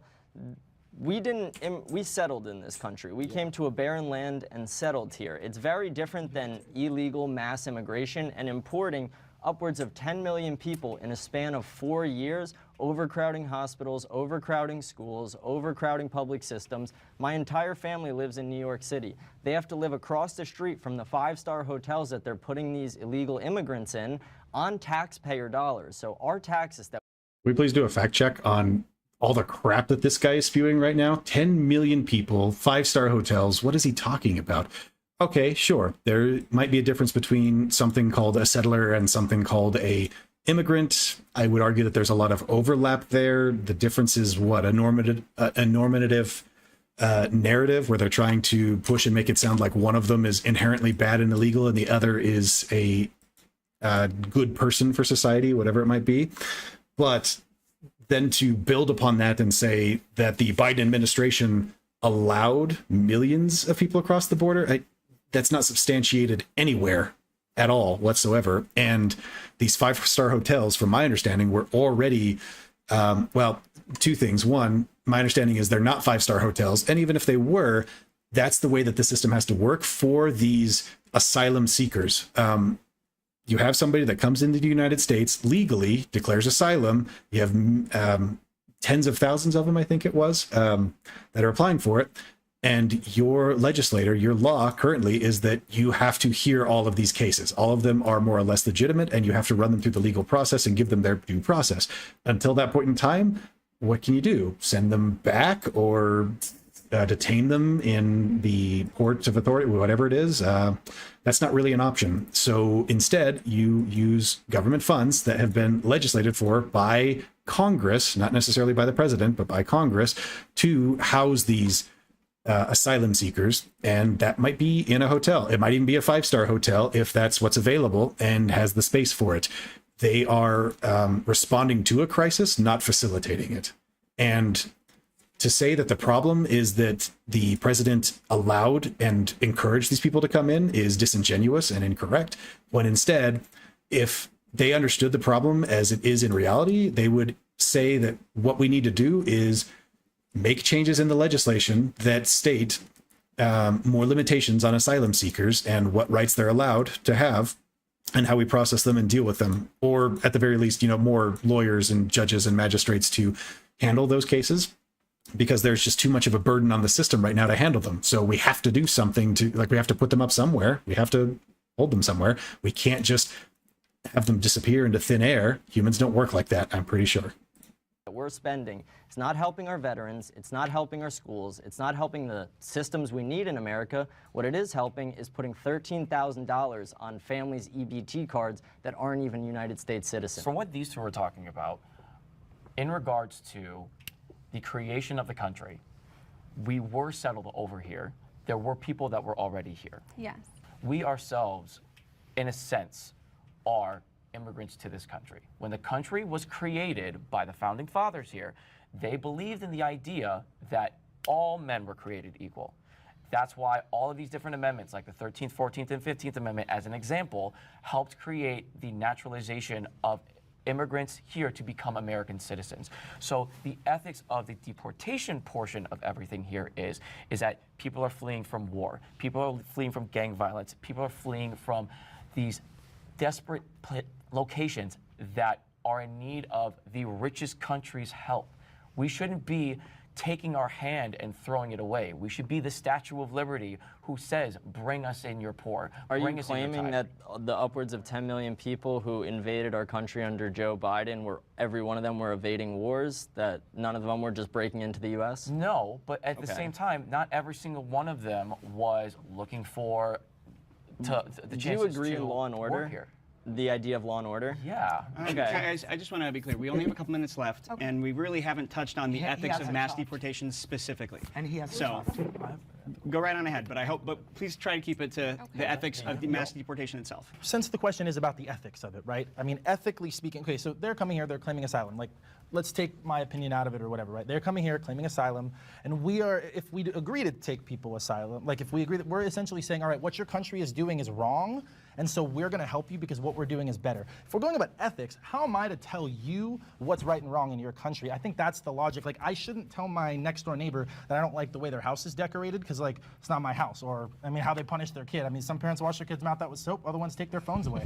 And that's where I think, like, where I'm coming at it from the pure ethical point. I'm not one to say that whatever country is doing their thing wrong because they have laws, they have constitution. I might not agree with it, but it's like when people say, do you agree with what's going on in Florida or do you agree with what's going on in New York?